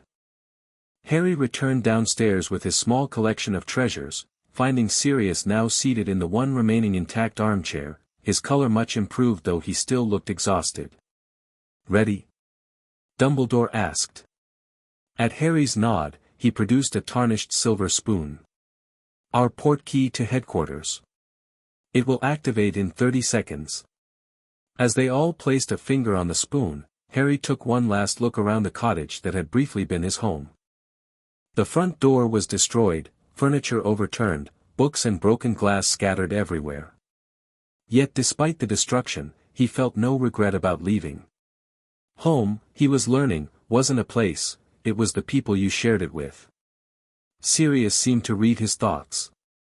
"We'll find another place," he promised. "A better one, with stronger protections." "I know," Harry said simply. As long as we're together, I don't care where we go. The port key activated, and the cottage disappeared in a swirl of color and sensation. When the world stopped spinning, they were standing in the entryway of an imposing townhouse that Harry didn't recognize. "Welcome to the headquarters of the Order of the Phoenix," Dumbledore announced. "Number 12, Grimmauld Place." Sirius grimaced. "Welcome back to my childhood home, Harry. Not where I planned to bring you, but it has the strongest protections of any property we control." Harry looked around at the dark, oppressive decor and grimly mounted house elf heads on the wall, understanding immediately why Sirius had chosen the seaside cottage instead. But he meant what he'd said, location didn't matter. "It's fine," he assured his godfather. "We'll make it work." Dumbledore smiled approvingly. "Indeed you will. And you won't be alone here for long. I've already summoned other Order members to join us by morning." As if on cue, the front door opened, and a shabby-looking wizard with prematurely gray hair and a kind face entered. Harry recognized him from photographs Sirius had shown him, Remus Lupin, his father's other close friend. "Sirius? Dumbledore? I came as soon as I got your message," he broke off, catching sight of Harry. "Good Lord. Harry." "Hello, Professor Lupin," Harry greeted him, remembering that Sirius had mentioned Remus had once taught defense against the dark arts at a small wizarding school in Scotland. Remus looked startled, then pleased. "Just Remus, please. Or Moony, if you prefer, that's what your father called me." His gaze shifted to Sirius's leg, still showing signs of the snake bite despite Dumbledore's treatment. "What happened?" "Pettigrew," Sirius said grimly. "With an oversized snake and a shiny new silver hand, courtesy of his master." "Then it's true," Remus said quietly. "He's really returning." "I'm afraid so," Dumbledore confirmed. "Which is why we must accelerate our preparations. Remus, please help Sirius to a bedroom, he needs rest to fully recover from Nagini's venom. Harry, I imagine you're also exhausted. We'll convene properly in the morning." As Remus helped Sirius up the stairs, Harry realized just how drained he felt. The adrenaline of the fight was wearing off, leaving him shaky and tired. But there was one more question he needed answered. "Professor," he said, turning to Dumbledore, "what happens now? With school starting in a few weeks, and Voldemort actively trying to get to me." Dumbledore considered him thoughtfully. "You will return to Hogwarts as planned, Harry. It remains the safest place for you, especially now that we know what we're facing. But with enhanced security measures and additional training. And Sirius will remain closely involved in your protection, both as your guardian and as a reinstated member of the Order. The attack tonight changes our timeline but not our fundamental approach.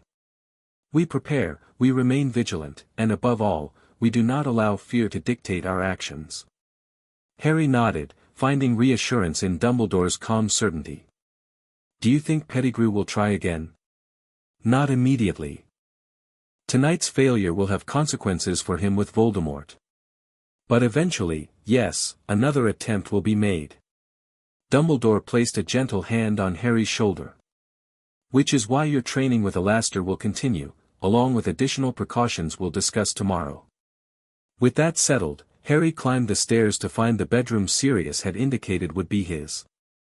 Despite the grim circumstances and unfamiliar surroundings, he felt a strange sense of calm.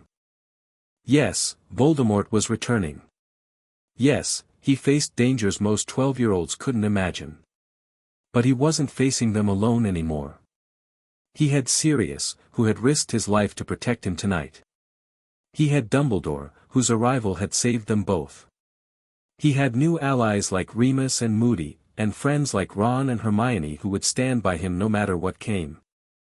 As he placed Lily's seashell on the windowsill of his new room, a small piece of constancy amid all the change, Harry realized that he had something now that Voldemort could never take away, something more powerful than any silver hand or giant snake, a family, chosen and fought for, bound by love rather than blood. And that, as his mother had proven all those years ago, was the most powerful magic of all. The end. Thank you for watching this video. Please be sure to subscribe to our channel and like this video.